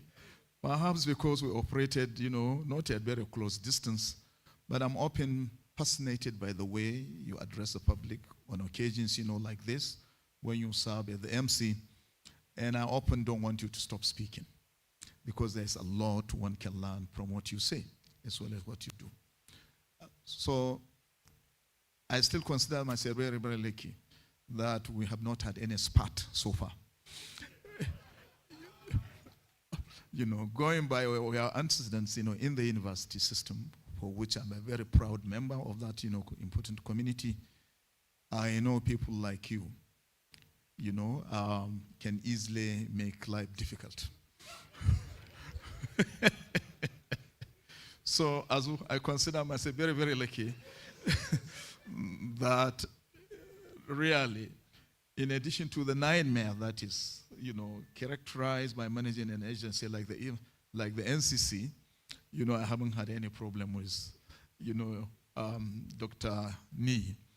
I hope it will continue, the relationship will continue to wax stronger, especially considering the fact that I only have a little under 2 years to finish. And I'm sure you will still be there by the time I leave. I will say a small prayer for the next person who is going to be at the helm of affairs, of the NCC. But I'm sure by now he knows what he's going to inherit. That me will be one of those members of staff to watch out for, so that he manages, in addition to other multitudes of, responsibilities that characterize running the NCC, but there is that human factor, a human, dimension to that responsibility that must equally be addressed. So, finally, it gives me great pleasure, Dr. Ni, distinguished members who are, gathered here today, ladies and gentlemen, members of the press, to present this book, on behalf of the management and staff of the Nigerian Communications Commission, and to recommend same, to all of you to find time to read, even if it is going to be a chapter for a day, please devote time to read, and I assure you, you will not regret going through this entire literary effort by Dr. Ni. As for you, I want to congratulate you for this. Please stand up and let's applaud him one more time.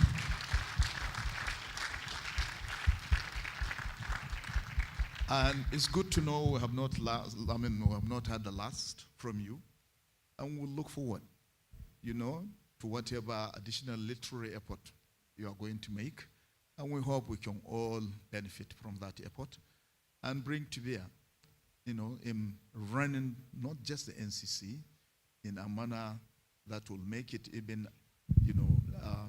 the regulatory agency of repute that it is, and that will make it, preserve that important name as the foremost regulatory agency in Africa. But that will make our staff to become conversant of the power of the social media and how it can be deployed responsibly, to change the human condition. Distinguished ladies and gentlemen, what the social media has done is to make our society an instant one. This is the opinion of experts. We have become an instant society, and the power truly belongs to us. It makes things happen the way we want them. Let us not lose that important lesson of the social media. And I thank you very much for listening. Thank you. Thank you, sir. Yes. We will do the unveiling at that end. We would also invite him to come up and join with you, and we invite others to join along with you. Yes, sir. So we'd invite Azu, the commissioner, our chairman, our publisher, the former immediate boss, Dr. Jobo, and the representative of Vice Admiral Gambo. Please also step forth. Would all come up here to do the unveiling of the publication. So, Omeno, you lead our chairman to that end of the hall. And just to say that, in the part of the country where I come from, there's some people called Ishiekwene. As though you will know what that means.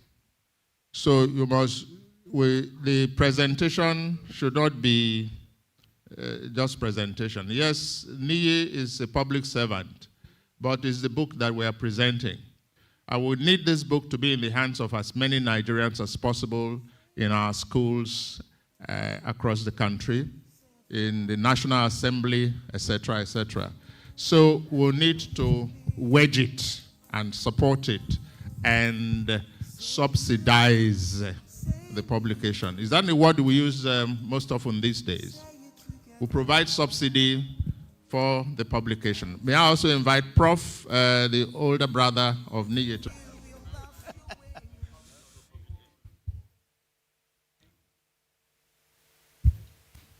Spain. I have my own. Yeah, I didn't know that. Yeah. Is it standing? Oh, really? Yeah, it is repeat.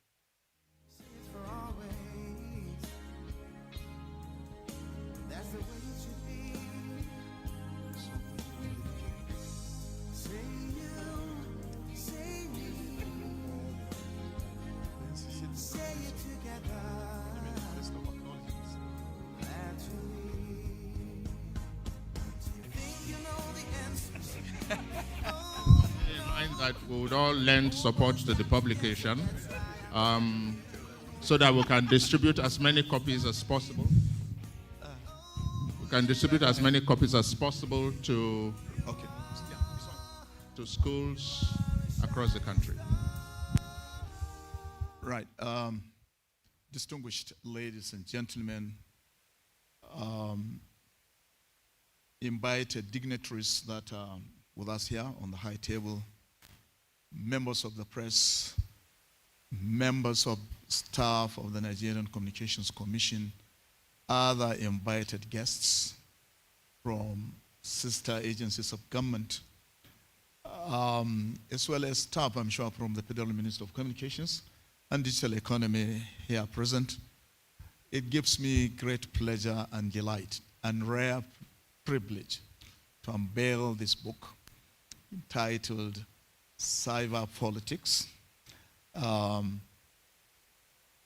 book authored by our own, the head of media relations of the Nigerian Communications Commission, a brother, a very, very reliable person with whom I have worked over the years, I think from 2015 to date, and with whom I share on issues that have shaped and will continue to shape the Nigerian telecommunications industry, from whom I found invaluable suggestions as well as advice on the best way forward.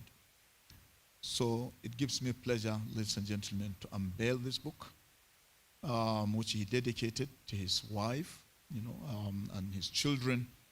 But on the list of acknowledgements, there are over 100 people with quite a substantial number from the Nigerian Communications Commission.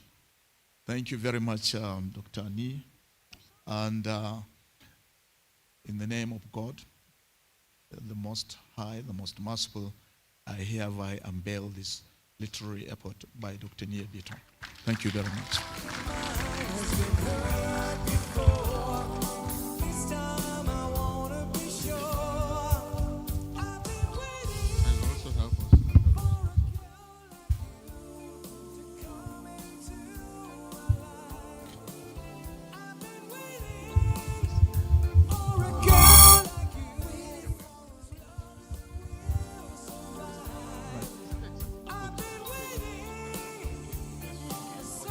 So, again, distinguished ladies and gentlemen, we have again cut this cake in order to celebrate this epoch-making occasion. Okay, so look at the amount of hands extending to assist assist Ibietan to cut this cake, and so we are going through the motion in the name of God, the Most High, the Most Merciful. We make love, it's understood, more than a touch, a word can say. Only dreams. Thank you very much. Congratulations. We'll get our ushers to go around with copies of the publication. I'm told that the paperback goes for 20,000 naira only, and the hardback goes for 25,000 naira only. So ushers, please get some of the copies available. And if you need to go with your POS, go with your POS so that those who want to make direct online purchase can do so immediately. We'll be hearing from some of our friends and well-wishers who have come to join us with their goodwill messages in a moment. I think one of such is the representative of Vice Admiral A.Z. Gambo. Please, we invite you to this end of the hall to give your goodwill message.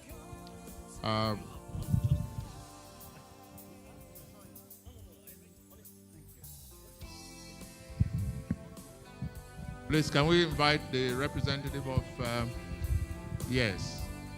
No, not you. I know that we also will hear from Dr. Tony Ojobo, but before then, the representative of, thank you all very much for your time. We'll be coming back to you because you will present this publication by supporting it somewhat.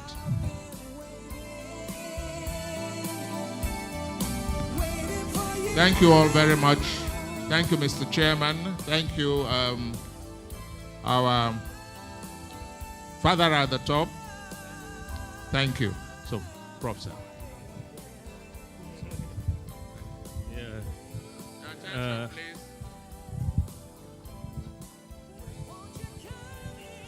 Good afternoon, distinguished ladies and gentlemen.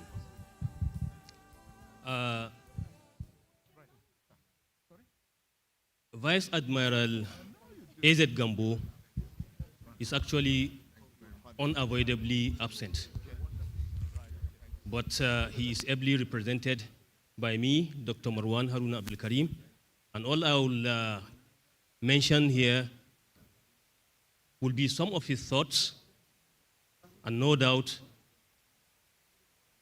with a mixture of mine.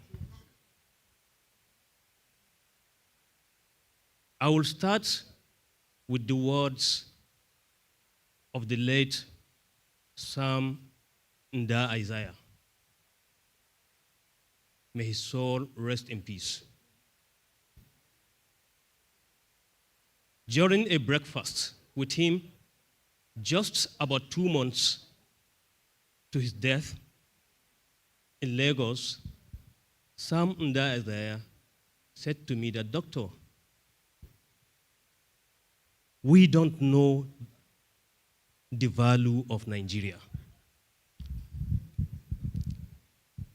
And he went on explaining the prospects, what we have in Nigeria in relation to a lot of factors. And one of those is the human capital, as displayed here by Dr. Nee. Dr. Nee's brilliance, creativity, and innovation are no doubt displayed in this book. And the good thing is that all he has mentioned is about the emerging trends. No doubt there will be debates in some of the things he mentioned as brought up here by the professor of political science. That is the majority leader. But one thing I will say is that the person of Nee and his intellectualism have already been explained and brought to the fore by his past boss and the present boss.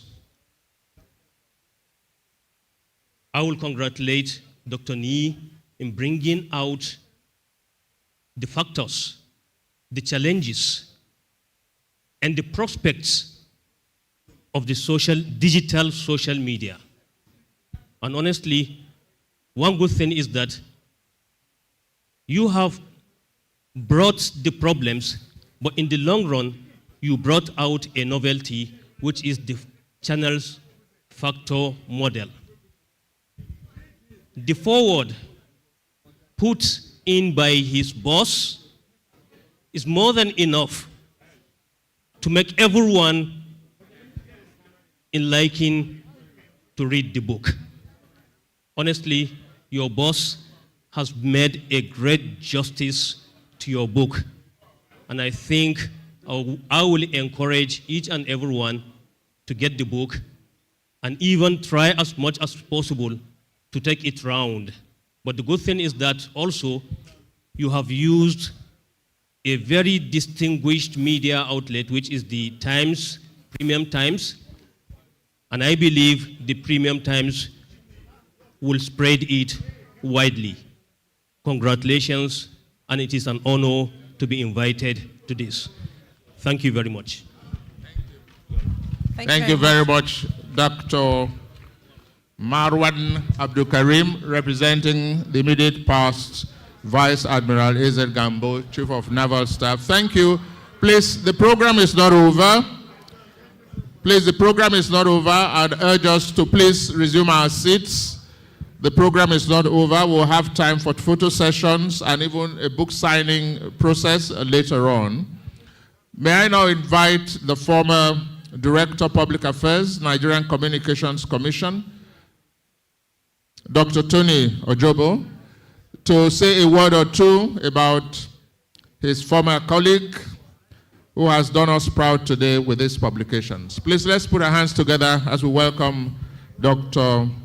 Tony Ojobo. Thank you, sir. Ladies and gentlemen, I can see a lot of people leaving the hall. The program is not over.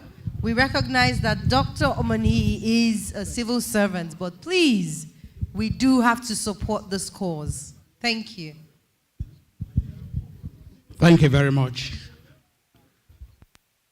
All protocols duly observed. How do I start even talking about Mr Ibietan, Dr. Ibietan?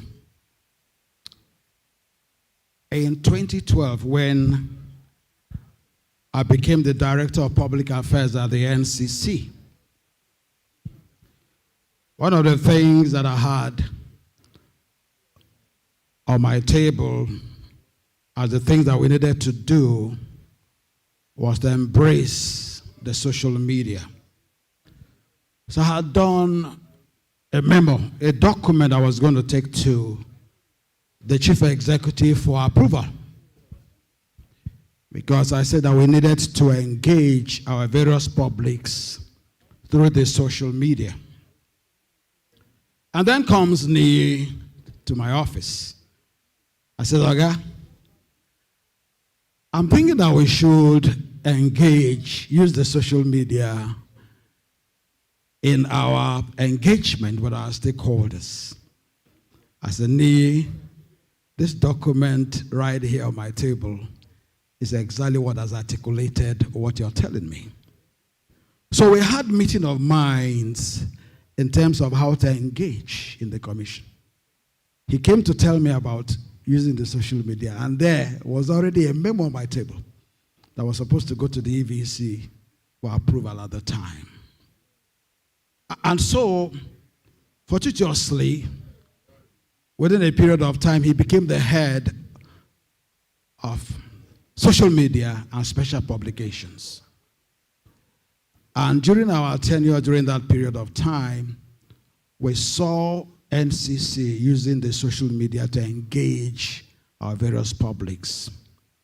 As a matter of fact, a lot of times our events are streamed live on Facebook, on YouTube, and on Twitter.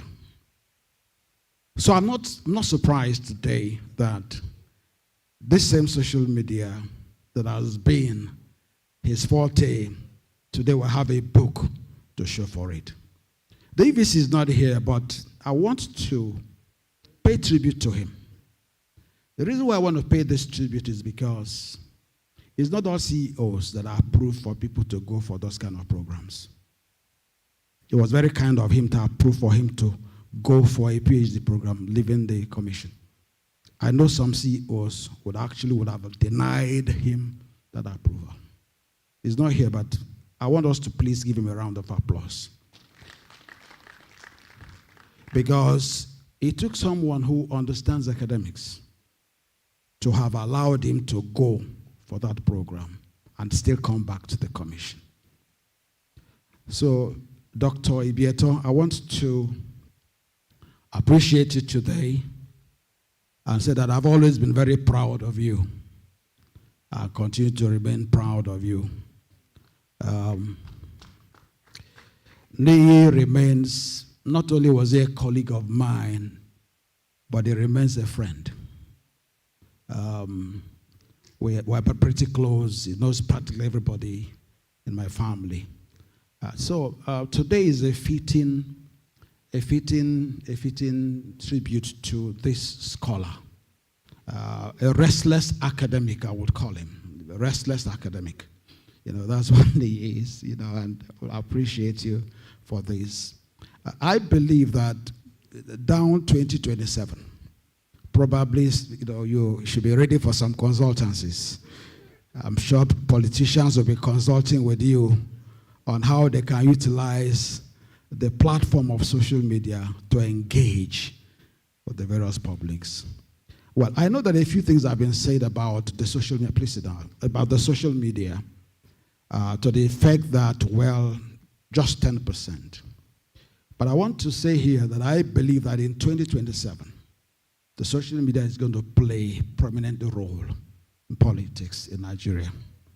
Because from 2015, it began to build up to 2019, then to 2023.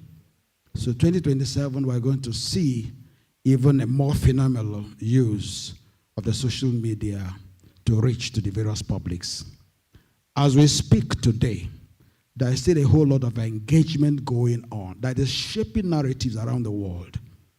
Well, you might say that people in the village, for instance, it might not make a difference. But I can say that the international community, the engagement in the social media is forming a lot of narratives and shaping thoughts around the world. So people will just neglect the social media at their peril. Niyi, I want to congratulate you, and I know this is just the beginning. we'll wait for the next publication. Congratulations. Thank you. Thank you, sir. Thank you very much. Please, let's put our hands together for Dr. Tony Ojobo. Thank you very much for saying so many kind words about our friend and our brother who has done us proud today by this publication. I also have the very special privilege and pleasure to invite a senior colleague, a former editor of the Sunday Times, and who was also president of the Ogidi Development Union. I've not seen him in a long while. Whenever he sees me, he says, "Give me my tally number." Please, let's welcome my big uncle, Mr. Babatunde Ikpimisho. And a senior journalist. I remember when I was running a column when it was editor Sunday Times, when I would see the publication on Sunday mornings and I take the original script I sent, I'll see the good work he has done with the script I thought I had written so very well. Is it off? Okay. Thank you very much, Uncle, and welcome. Yeah. Ogidi Development Union is the home front of the author. Thank you. All right. Thank you, Uncle.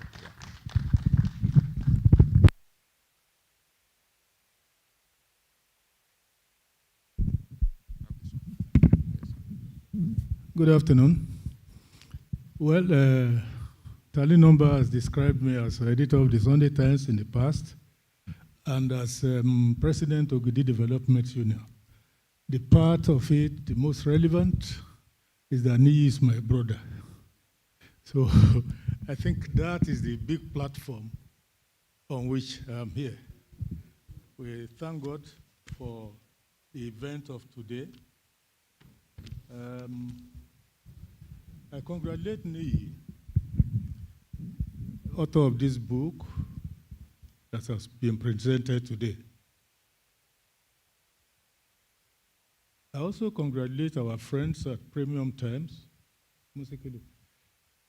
the subsidiary of which published this book.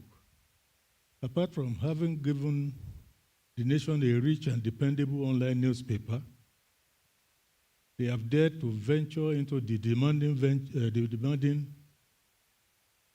sphere of publishing books. At the pace they are moving, they may well be on the way to reviving the reading culture in our country. Niyi has done well to come out with this book, Cyberspace, Cyber Politics. At this time when the internet is gaining ascendancy in determining how we conduct our lives. It is indeed amazing how much we now depend on the internet in choosing recipes, in shopping, in commuting. If cyberspace has become almost indispensable as it has, it will then be important for us to have important literature, such as the one we have come to honor today in various aspects of the internet reality as it affects our lives and our nation. I'm not surprised that Niyi has come out with the book. A cerebral person that he is must of necessity find a means of ventilating the ideas God has so richly endowed him with. When Dr. Ibietan, well, I'm more familiar with Niyi. He's not on the social media celebrating one of his large army of friends and admirers. He probably will be ruminating over how to transform his community into the land of his dreams. And I should know.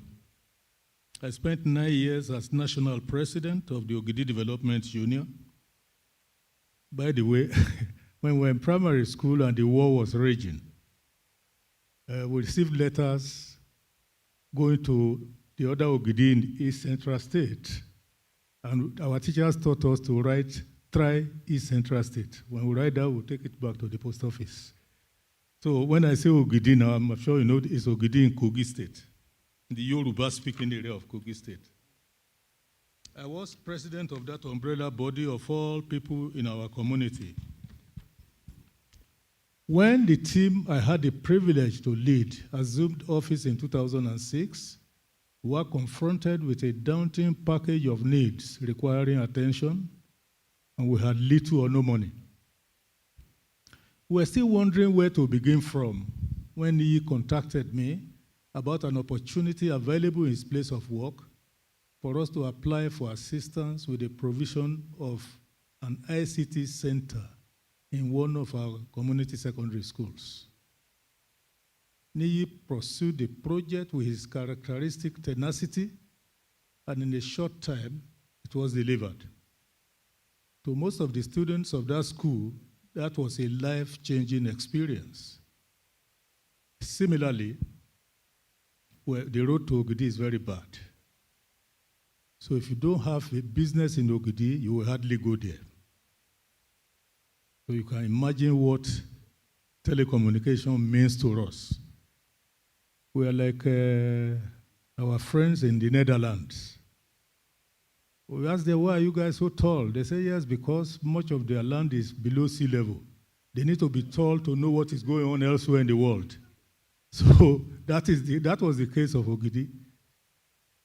When we were held down by one of the telcos, which was the only one providing us with telecommunication services, Niyi was the one we ran to.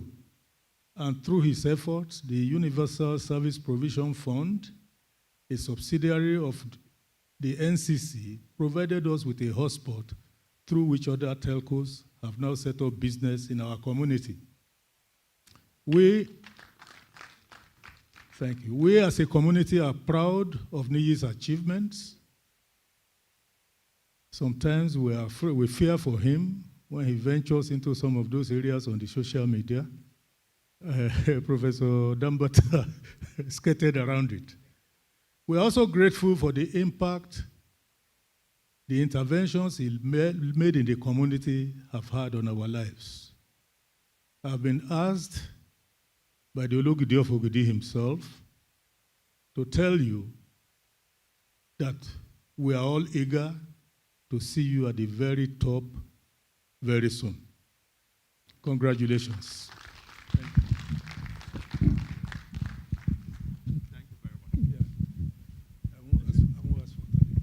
You asked for telling over. Thank you very much. Yes.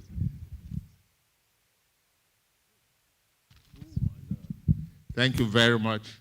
Congratulations, sir. He's just told me that your child got married today. Yes, and you had to honor our own Niyi by coming here. Yes. Thank you very much and congratulations. Thank you. We are indeed grateful for all you have done to help our brother and the son of Ogidi. So they are the Kogi relations of Ogidi, where Professor Chido Achebe comes from, in Anambra State. You see, it's a small world. We always say this. Thank you very much. Thank you, sir. So you didn't ask me for my tally number today. Thank you, my editor. Okay. Yeah. Ladies and gentlemen, thank you so much for staying to this moment at this event. We really do appreciate. This is a point where we say thank you. And for that, someone who is the older brother of Dr. Omoniyi Ibietan would do us the honors. Please welcome with a round of applause Professor Olajide Ibietan, Professor of Public Administration and Director, Quality Assurance at the Federal University, Lokoja. You're welcome, sir. Thank you. Good afternoon, everybody. A lot has been said about the protocol, so don't let me belabor you on protocol. Culturally and as a people of faith, the assignment given to me is straightforward. And many people have helped me even before it got to my turn. But let me just have a few prefatory remarks. A lot has been said about Niyi. We prefer to call him Niyi anyway. So a lot has been said about him. What we do not know about this book was that I saw this book in its raw form as a PhD thesis. And we had mapped out journal articles, because I hope you know that he belongs to our tribe. He belongs to the tribe of the academic. So you can always see that in him. So we had mapped out all of these things, and I had made some inputs into it. And the period for the embargo elapsed due to pressure of work, so he had to turn to what we are celebrating here today. So let me thank him also, because it takes sheer discipline for anybody to sit down and write. When I teach, I tell my students, I'm still a student. You may call me a professor, but I'm a student. I possibly read more than you. So when you visit Niyi's house and see his study, you can understand what I'm saying, okay? So, and I really don't know that a lot of people know so much about Niyi, this much. Yes, when we were young, you don't need to be the one who is looking for Niyi's trouble.